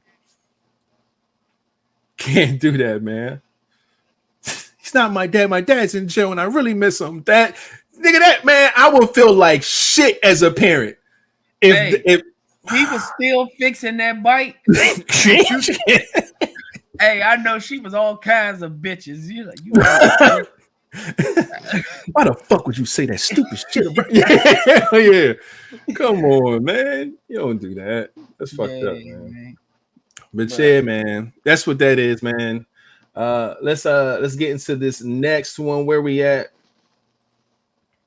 I gave us a lot of fucking topics to run with. All right, what is this? If someone who you believe is a stranger walked up to you and asked you, if you remember them from a one-night stand, you don't remember them or that night, how do you respond? Oh, you got me fucked up. What if it really happened and you just don't remember? Nah, you got me fucked up. What you mean? She remembers that night. We say, I believe it. Hold on. Wait, let me read this question again. You believe that they're a stranger because you don't remember that night. You don't remember the night. So yeah. So you think it's just a stranger. You believe it's a stranger. She just walk up and come all up in your face. Hey, King, you don't remember me from that one night stand? How do you respond? Y'all think y'all responsible to think of this shit. Before I say anything, shout out to my guy Alan Neal in the building. We see you, my G, checking in. We appreciate you. How fucked up was I? I don't remember. I'm gonna tell you straight up. I'm gonna be completely honest with Shorty. I'm gonna be completely honest with Shorty and be like, sweetheart, I'm gonna keep it a bean with you. I do not remember that motherfucking night or who you are. You gotta remind me. You gotta say no, but you gotta do some things to refresh my memory, man. You know? Yeah, like how fucked up was I that I don't remember? Like I ain't. Yeah. I actually had this happen to me before. Ooh, story time. You had this happen to you before. Yeah, she said I was real mean to her. Oh shit. You was mean to the pussy. No, she said I was mean to her. Like she said we fucked. I don't remember fucking her, but I do kind of remember getting her number, and I thought I was just carrying her back then. But back then I was a little dog ass nigga. I ain't gonna say in front. And I apologized to her as we were grown. This happened about 2 years ago when she approached me and was like, "You don't remember?" And then when she started was like quoting shit like, "You picked me up in a I forgot what she said, whatever car I had at the time, but she was like naming shit, and I'm like, okay, this motherfucker know what she talking about. But I don't remember. And I was like, we had sex? And she was like, yes. You don't remember that? I said, no. She said, and then you was just so fucking mean to me after that. I said, damn. Mr. Flatliner to you, if you ain't part of the crew, you was saying all this shit. You like, yeah. Oh, that definitely was me. Hold on. No. I was hater herder back then. I was. Oh, got you. Okay. So this was a long time ago. But I just don't remember. And she just kept saying, when she started quoting like, you had the Caprice car and you did this, and I'm like, okay, she know what she talking about. Shorty passing the class right now. Yeah, but and I apologize. The reason I didn't apologize for fucking her, because clearly if it happened, it happened. What I apologized for was treating her bad after the fact, because she was like, you really hurt my feelings because you was like just so mean, and I didn't know why you were so mean to me. And I'm like, Shawty, I don't know either. I said, I'm going to apologize. I don't even know for what. But from what you're telling me, if that was me, if I'm that guy, I apologize because I am not that anymore. Like that was the old younger me.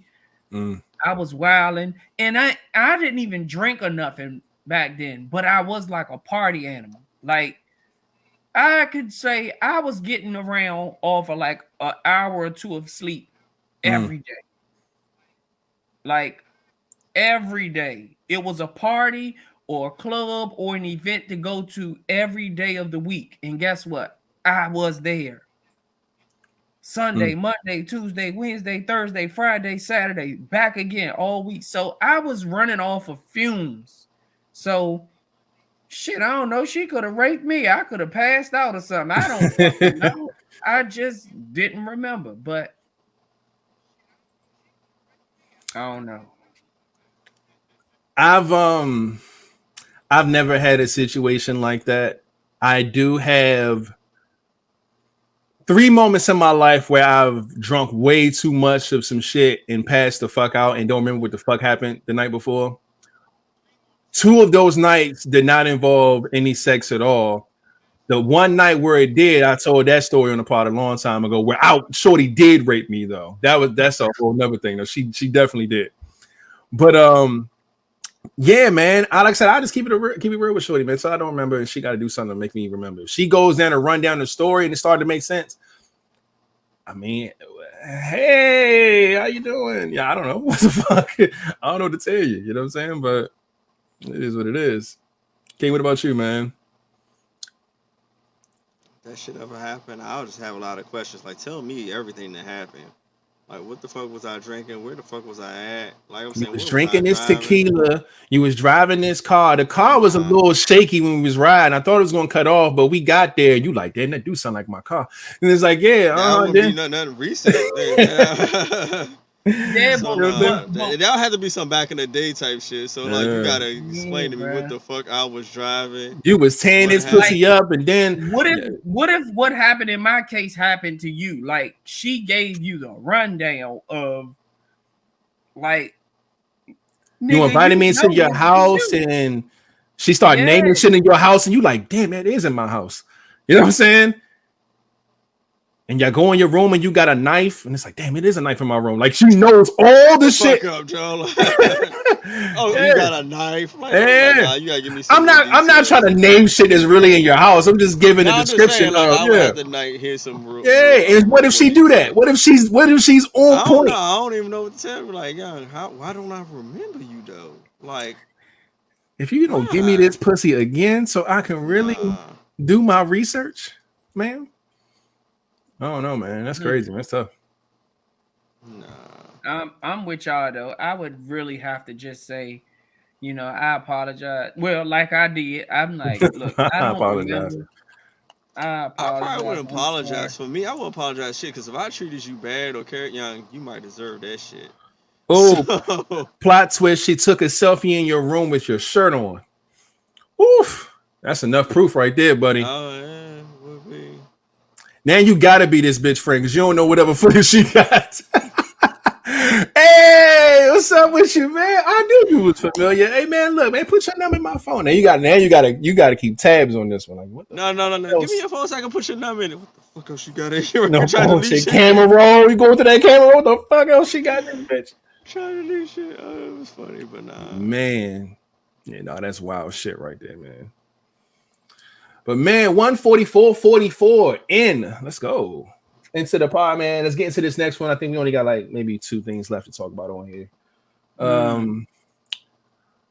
Oh, bills. So let's say bills. Sorry, bills allowance system. See video now. Boy, oh boy, this video was definitely something that came across, and I was like, holy shit, we got something here. And then when I seen it, I said, yeah, we got to bring this to the pod because I know there's going to be a lot of different feelings and emotions about this. Now, let me share my screen real quick. I have to stop my music first, though, because I listen to porn, too. You know what I'm saying? Like, like to hear the macaroni sounds while I'm potting. But where is the oh shit? All right, now I gotta make sure this shit stop playing.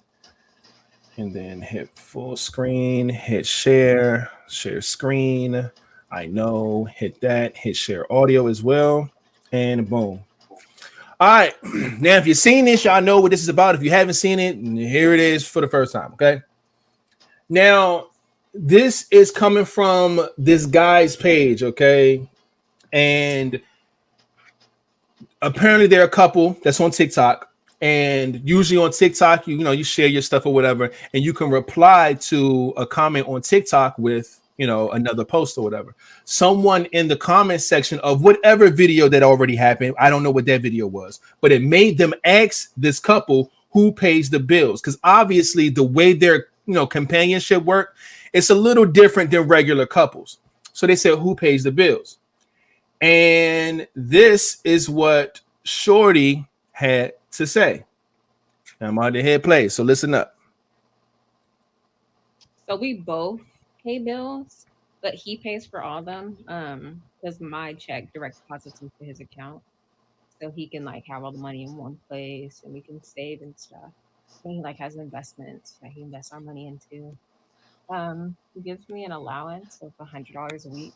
Like if I need more, I can ask for more, but you know, normally it's just like $100 a week for like food and like random stuff I want to buy. Yeah, that's pretty much it. We both pay for stuff, but you know, he handles all the money as the man should. Now, that is her response. I don't know if people drag her ass for that shit. Now, the first comment I saw was, what type of dumb shit is this? And I said, oh, here they go. They about to get him. But that's the dynamic of their relationship. Now, of course, you can have your relationship however you see fit. Now, what do you guys feel about their system? About how she feels that the man should take care of everything. So when she goes to work, her check automatically deposits into his account. He makes sure all the bills are paid, and he gives her an allowance of $100 a week.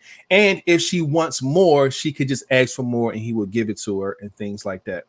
Yeah, and that's their process, man. So what do y'all think about this?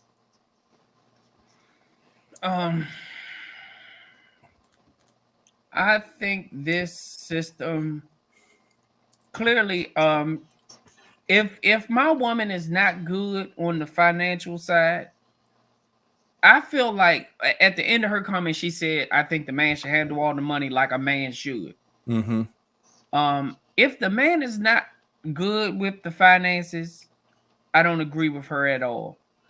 But if he is better than her, you know, a lot of women have a tendency of shopping a lot and spending unnecessary money. Now, if we have a goal, you know, if we have a goal that, hey, we're trying to get a house or whatever, I think this system really works. $100 a week, and you know, that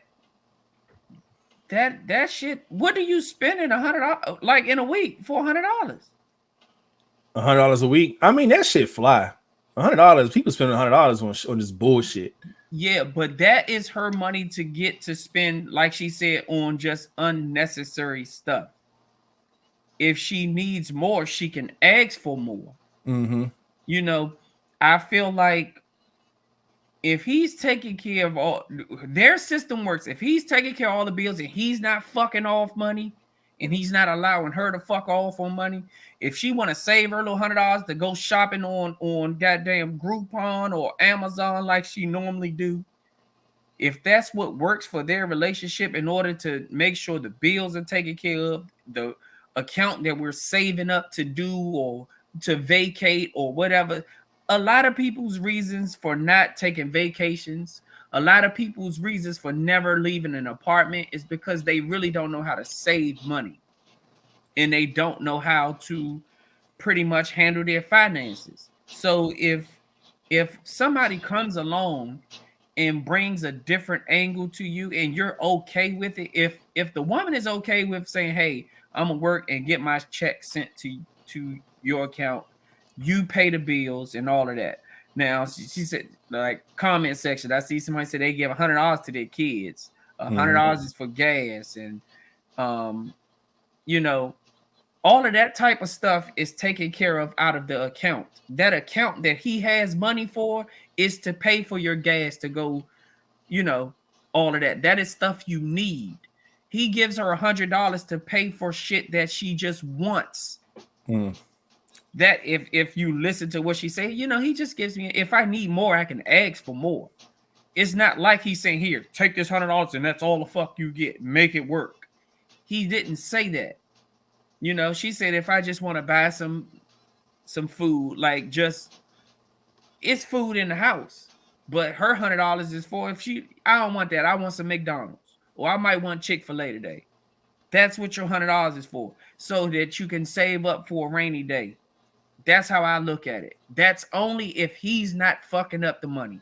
If that person that gets all of the money sent to them is not fucking off the money, and they're really putting it to somewhere to build both of y'all up, then I feel like that shit works, you know. And it sounds funny or fucked up, like you see the comments, everybody, oh fuck no, I'm not sending nobody all my money.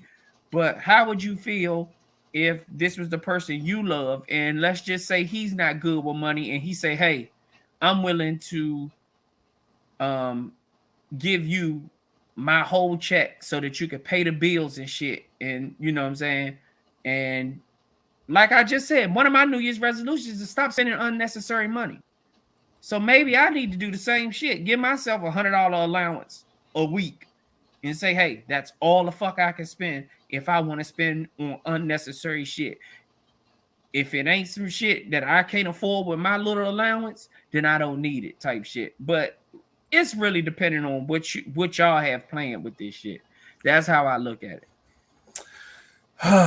Man, yeah, this is a very, very tricky situation. And before I say anything about it, I did do a tiny bit of research when I saw this. Apparently, they're like practicing abstinence. They been abstinence for 3 years and they haven't kissed in 1 year. And I guess they're waiting until marriage, whatever their setup is. They don't do nothing intimate at all. They got a whole nother thing going on. And the motherfucker put up a post and was like, yo, if anybody have any questions, we'll love to come on y'all platform and talk about it. If y'all got a podcast, we'll be a guest. I was just like, that's funny. I didn't say anything, but yeah, but whatever. So my opinion on this here, of course, we know the default thing. Of course, if it works for their relationship, kudos to them. Now, a few things that stood out to me, and I did see that in the comments a few times too. I don't have an issue with her being submissive to the point where she says she feels as though a man should be taking care of the bills and this and the third, or whatever the case may be. That part's fine with me because I have nothing against that. But my thing is that I really, really hope that this is her opinion and not his rules, and she's just abiding by them. That's the difference with this. Now, he played it smart by not saying shit in this video, because it would have came off as like it's his rules and she just has to fucking, like I said, just do what he said. She spoke the entire video. He didn't say shit. Mans was in heaven the entire 30-something seconds, just looking at her like, nigga, I didn't hit the jackpot, nigga. Like, and he has. But again, I don't know their relationship like that. But I saw in the comments, they said, well, what's his allowance? Like, do you have the same set of rules that your girl have? Are you only taking $100 out for yourself and she's taking $100 out for herself? But when it's bill time, you just make sure that everything's taken care of. They got a fucking auto pay. It don't take one motherfucker to do that shit. If y'all got an account, that shouldn't come out the account automatically.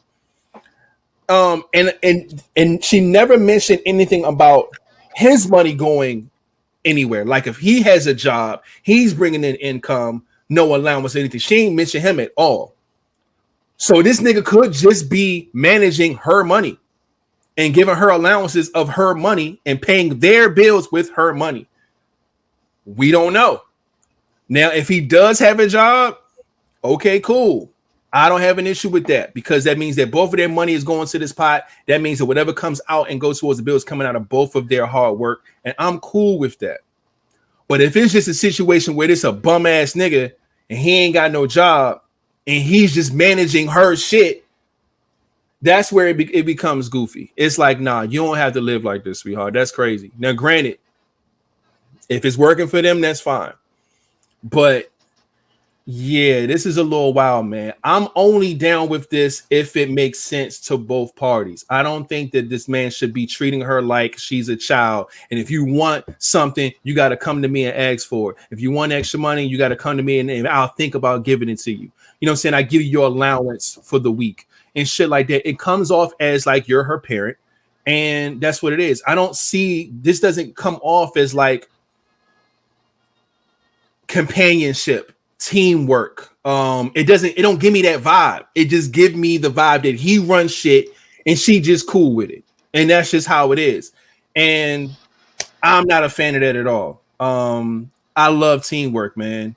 And although the way that she's speaking on the bill paying thing could be teamwork, it's just this doesn't give me the vibes that it's supposed to give. Because like I said, there's no information on him and it looked like it's one-sided. And it looked like my man's just out here just eating, bro. That's just what it seems like. And he just spoon feeding her. And that shit just don't sound right to me. But that's my take, man. King, what you think about this, man? I really don't have too much shit to think about, man. This is their scenario, their topic. This is how they want to live their life. I mean, like, look, I want to say everybody who said that $100 ain't shit, that's loose change, that's chump money. Send me $100 then if $100 ain't shit. Put me on allowance. Run that shit to me if $100 ain't shit for y'all and y'all just throw that shit away so easily. Throw that shit into my pockets, my niggas. Like y'all capping like shit. Two, she said like what something about he does investment. So clearly she did her research. This is what she feel comfortable with. If that's what she want to do with her life, I don't give two shits about none of this. That's what she want to do. That's what she want to do with her check. She said he make investments. She want to take that $100 allowance. That's what they have set up. Because she don't have to agree to this shit. And if she green for it, let that be her. I don't give a fuck. That's this them. And that works for them. That works for them. I ain't got shit to do with that. I'm not gonna carry their lifestyle because that could work for them, and he could probably be happy. She probably happy. But would this work for you? Is what? Would you? I'm not in a relationship with them, so no. No, of course not with them. If you have your own relationship and that wasn't work. This wouldn't work for me. No. Oh, okay. But I'm not going to just say, oh yeah, she's stupid, he's stupid, and all this. That's their system. That works for them, but it would not work for me. So, I mean, but that I'm not going to downplay this shit. I ain't going to talk shit about it. Look. She said yeah, she did say that. She said he's good at investing. She said all this positive stuff. So I don't have anything negative to take from it except for just maybe just dumb shit of just assuming. Other than that, but this is not something that I could do. I would come up with my own shit, and their system does not work for me. If it works for them, by all means, have at it. Yeah, I don't have an issue with their dynamic at all. My thing is that the reason why people are able to make their assumptions and assume things like that is because there's a lot of pieces to this puzzle that are missing. She went into detail about her check getting deposited into his account. She went into details about the allowance that she's getting and things like that, but she didn't go into anything about if he has a job, if his money's going into the account as well. If they want to put them on a platform, they say they're open to do this shit. Just put their ass on a platform and talk about that shit. Yeah. That's all you gotta do. So I think that's how they're selling talking shit. Fuck, if you want to do, you can reach out to them so we can ask more fucking questions. But other than that, that's their system. I mean, it don't work for me, but look, if that works for y'all, by all means, have at it.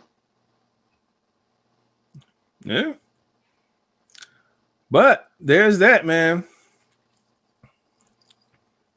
Yeah, let's go ahead and leave that one alone and get into this last little bit of shit that we got on here before we get up off here. We already 2 hours in.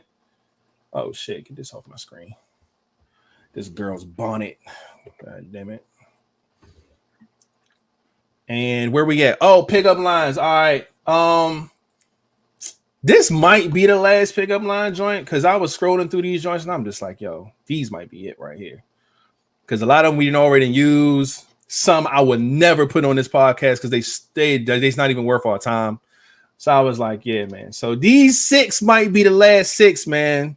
I'll do more research before we come back at the top of the year. But let's get this out of the way real quick. Share my screen again. And boom. All right, man. Pickup lines. Who said it? Number 1, I'm no organ donor, but I'd be happy to give you my heart. Okay. Number 2, do you have a pencil? Because I want to erase your past and write our future. Our future. Okay. And number 3, did you have Lucky Charms for breakfast? Because you look magically delicious. Oh, buddy. All right. Okay. So what do we got here, man? Who do y'all think said what, man? Who would say what pickup line here? I'm about to say, I know that nigga ain't just fought. That motherfucker said, oh no, that's my no, my chair, man. This motherfucker get old. You know, I thought the fart bubble was dead. You couldn't get it out, so you had to lean back so it could roll up through the front and play with your balls and pop. Oh shit. No, that ain't what happened, man. But how the fuck does a fart perform a bubble like that? The one that you got roll back roll over and then get and it end up rolling up. I wonder if it's really a green bubble like the cartoon. It ain't green though. No, that's nuts. It ain't green. It's definitely a bubble though. I have a fucking science project on fucking fart bubbles and shit. Fucking first thing I see over here, man, says rated number 1, King number 2, flat number 3.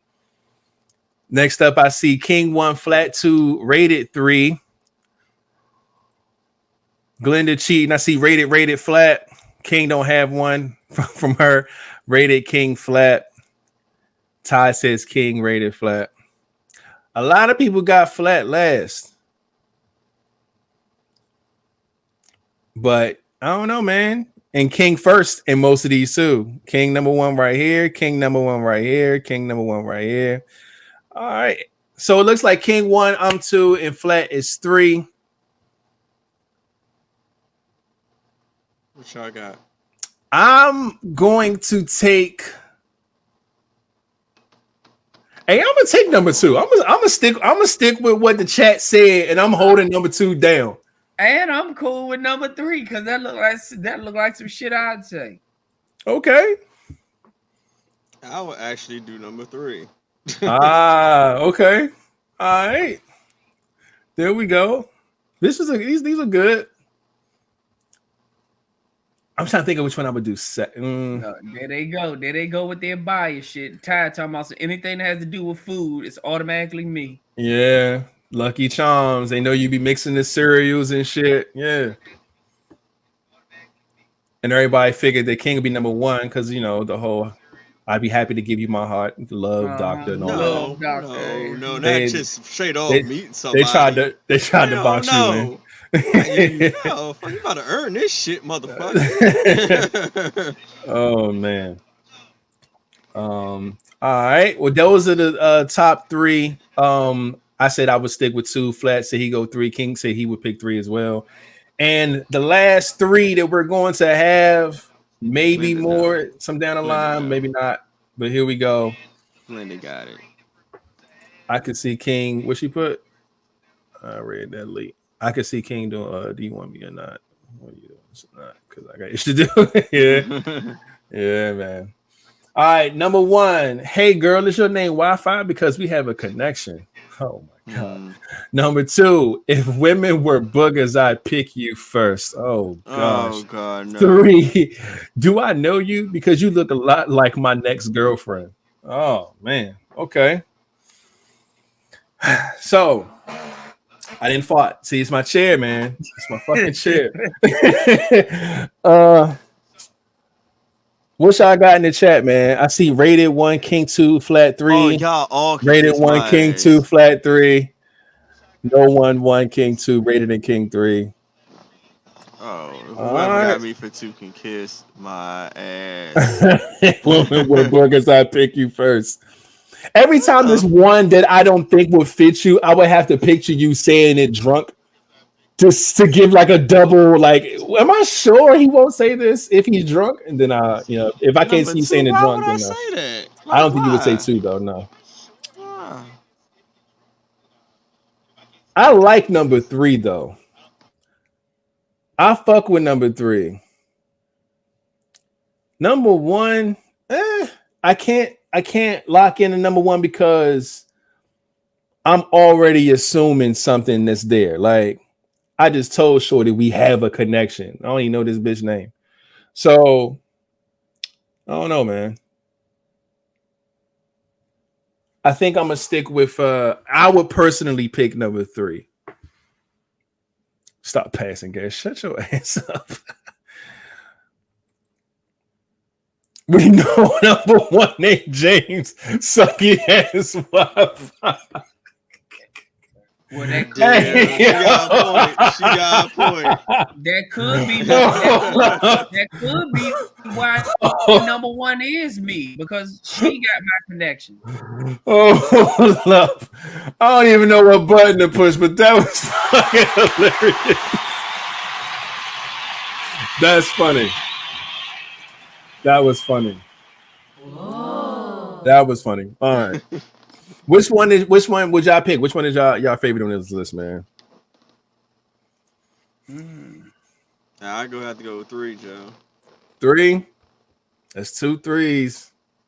That's 3 3s because all 3 of us going with 3. Yeah. All right. They chose me as the Wi-Fi because we have a connection. Oh God, shit trash to me. But it is what it is, man. Always fun doing these random ass pickup lines. Again, this might be it. If not, if I find another good set, then I'll roll with that. But we'll see once we come back at the top of the year. Last thing we got here on the pod, man. This is a 2021 rundown, man. We've had an adventure on this goddamn podcast this year. Had some different guests come out, for the first time to be on the pod. We've had we did a contest this year that we didn't win. We was fighting for like a motherfucker. Yeah, man, we introduced the merch at the top of the year, which did very, very well. We introduced the Vibe Connection this year. That was a lot of fun. We got to definitely bring that back, especially because Valentine's Day coming up in another 2 months or a month and a half or whatever. We've had some stuff on here, man, on this pod, which is really, really cool for 2021, man. So it ain't really nothing to say about the 2021 wrap up. I just wanted to see if y'all had anything that y'all wanted to bring up about this year. We've had some of the best hot seats this year, especially with Ty coming through with the weird motherfucking spin on things with the green bag and the pulling the names out the bag, all this wild shit. That was a lot of fun. We got back in the studio once for one day this year. Damn, man. Yeah, so it was just a lot of good stuff, man. A lot of good stuff this year for the pod. It was really, really cool, man. Yeah, definitely a hell of a year, man. And shout out to everybody who come here consistently. And no disrespect to anybody who's not able to come consistently or anything like that, because we love y'all too. But we know who being here. We see the same faces a lot of times, man. A lot of the same names pop up every single goddamn night. And we can't thank you enough, man, because y'all the reason we get on this motherfucker. So I'm gonna give y'all a round of applause just because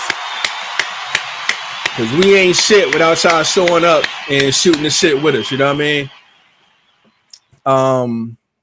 But yeah, man, this is the last show of the year. It's the last show of the year, man. We would have a pod on Friday, but it is my birthday and it's New Year's, and it's gonna be too much going on. So we sitting Friday. Y'all will be back January 3rd, which will be a Monday, and there will be a hot seat. So that's how we going, man. So any ideas on what we should do next year, man, and how we could turn this pod up a little bit, man? I think we did really good with the vibe line joint, trying to bring that back in full effect. That was a good addition this year. Man,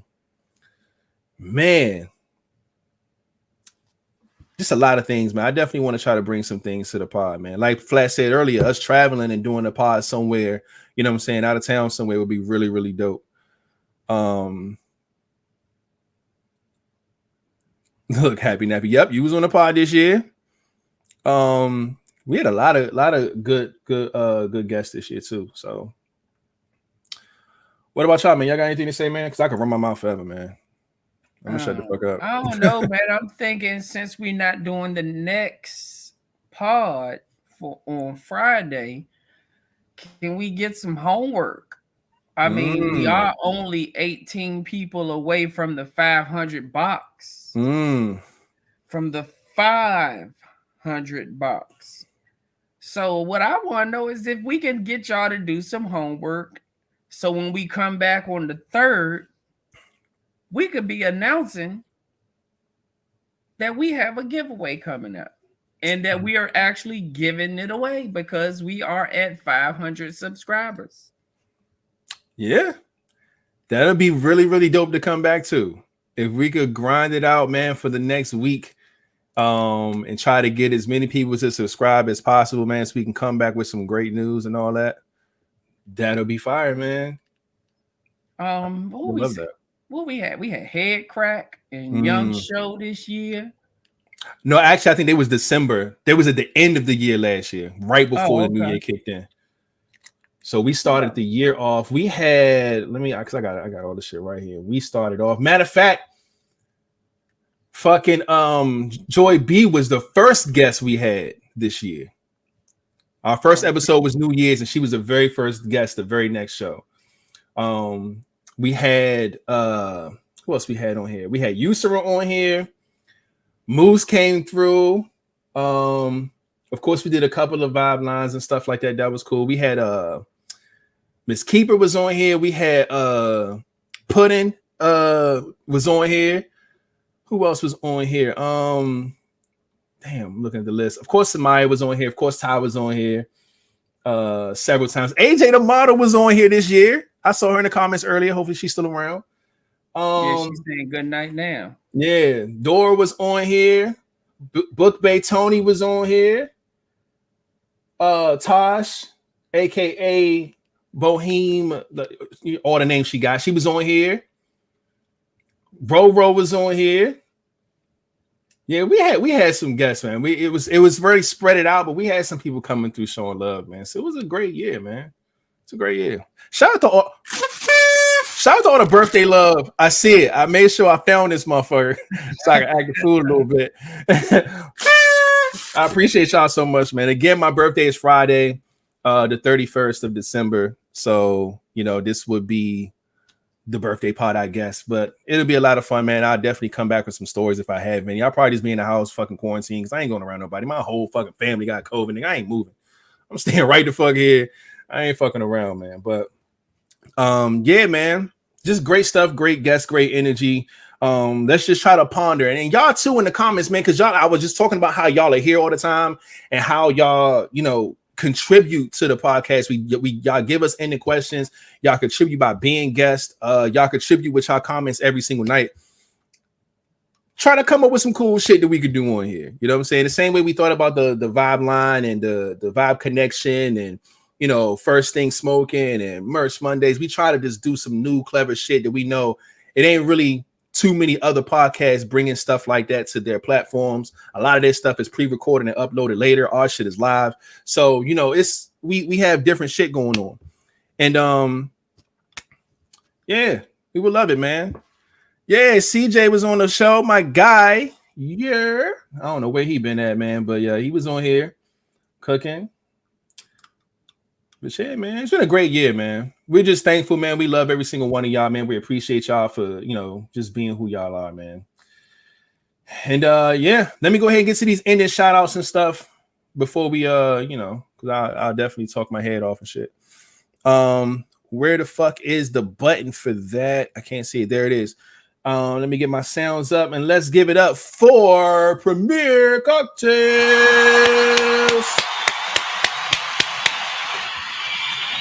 Make sure you go to www.premiercocktails.com, man, and get your cocktails kitted. They ship all over the nation. They sponsor the show. We love them. They love us. You already know what it is.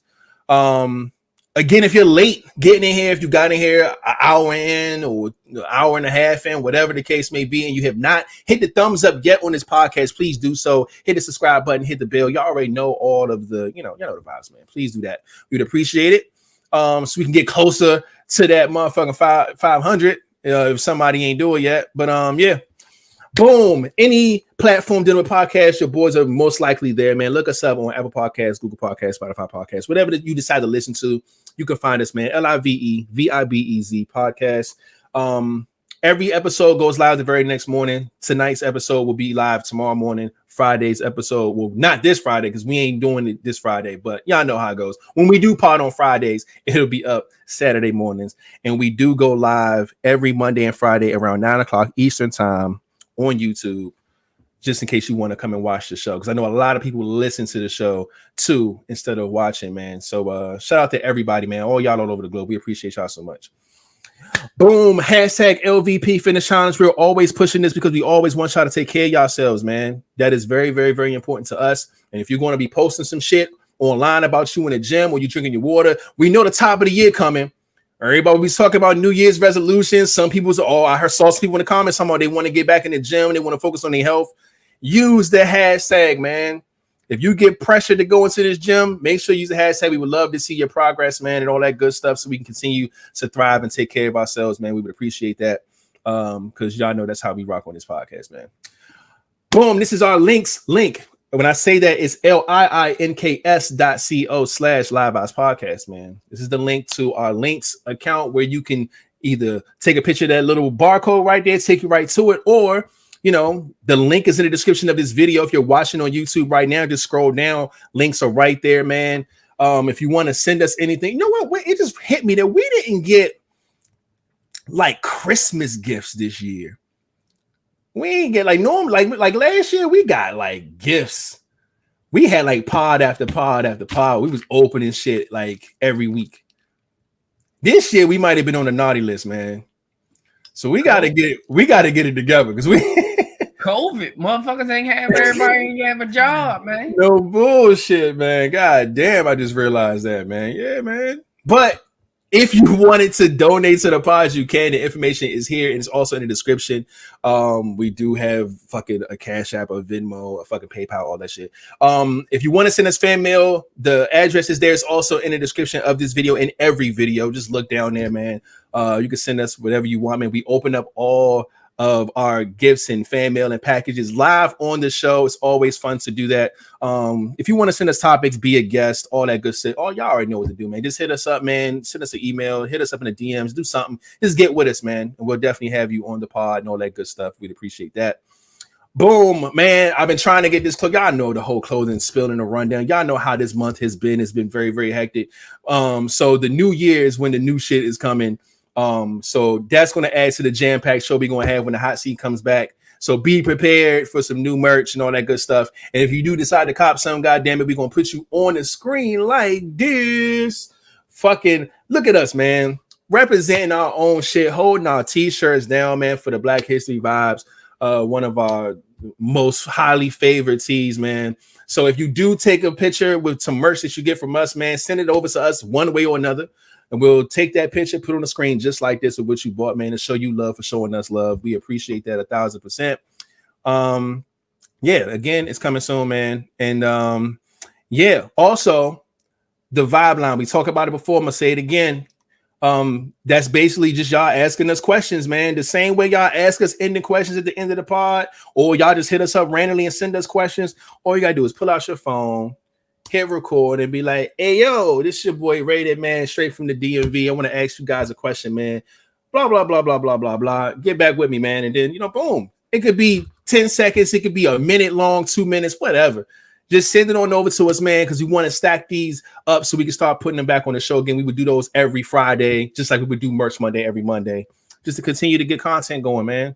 So please do that if you can. If you have already, do it again. We would love just to keep the energy going.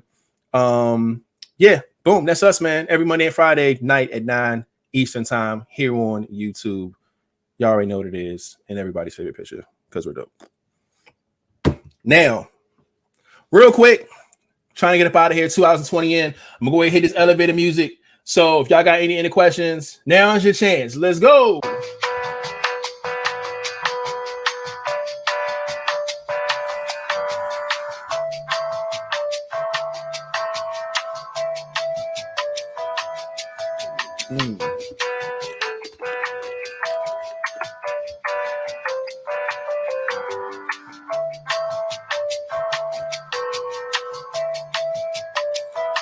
Miami beat the Saints, man.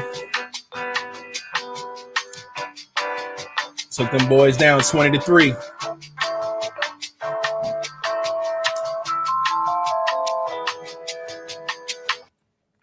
All right. Let me check this really quick. Oh, I think I see something. Shout out to Amazing Day in the comment section. What's up with it? Hey, let's go. Well, until you find that one, the one I got is and we can flip it though. It says right. If a guy stops talking to you but still likes your post, what does that mean? A girl definitely asked that.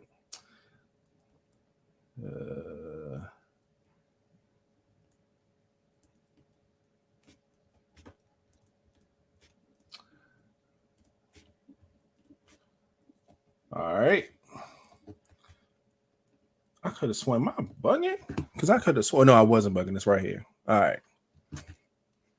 The next ending question is, what's a date a woman can take you on that you really enjoy yourself?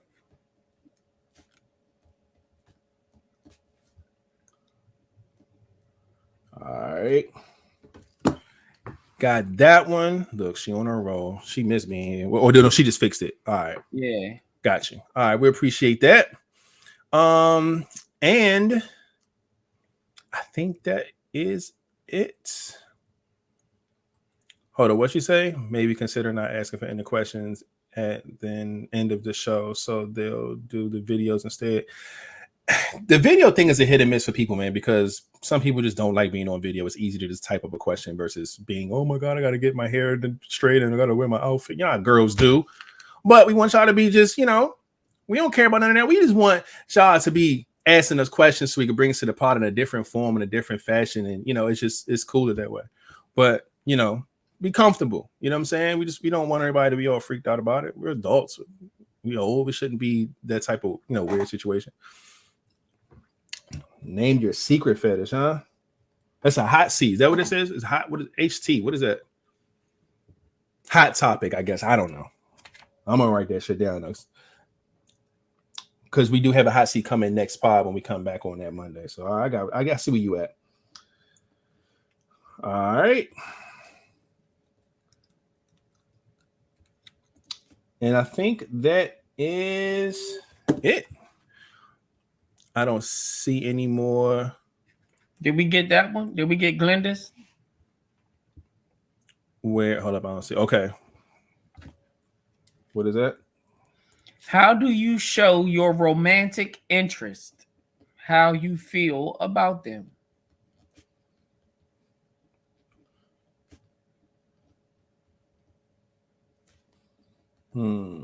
Okay.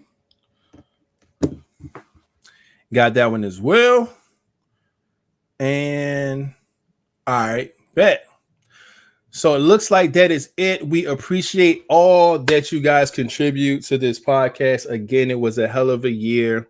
Oh man, I didn't drink this other shot. I'm gonna drink it now once we and this is gonna be it for me. But we appreciate y'all, man. Love y'all so much, man. 2025 in. Make sure y'all be safe. Have a great happy new year and all that good stuff and all that shit. You know what I'm saying? Celebrate with your folks, your family, your kids, however you're going to do it, but please be safe. I'd rather y'all ass sit at home so you won't get sick because COVID is fucking everywhere.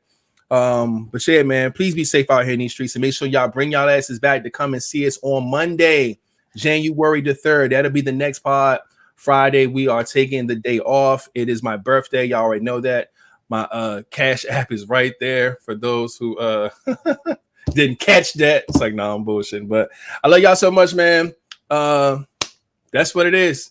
And y'all got anything else before we get up out of here? Nope. All right, man. That's what it is. Shit, without further ado, Flatliner, you can take us out. Man, y'all already know what it is. Y'all be cool. Y'all be safe. Don't put your hands where you won't put your face. And remember, put the guns down and pick the gloves up. And we out.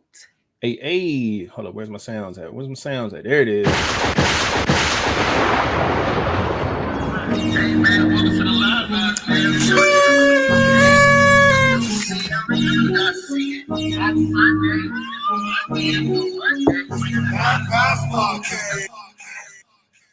Hey, it's still December. Yes, it is. And I know what that means. That means one last time for the road, man. No bullshit.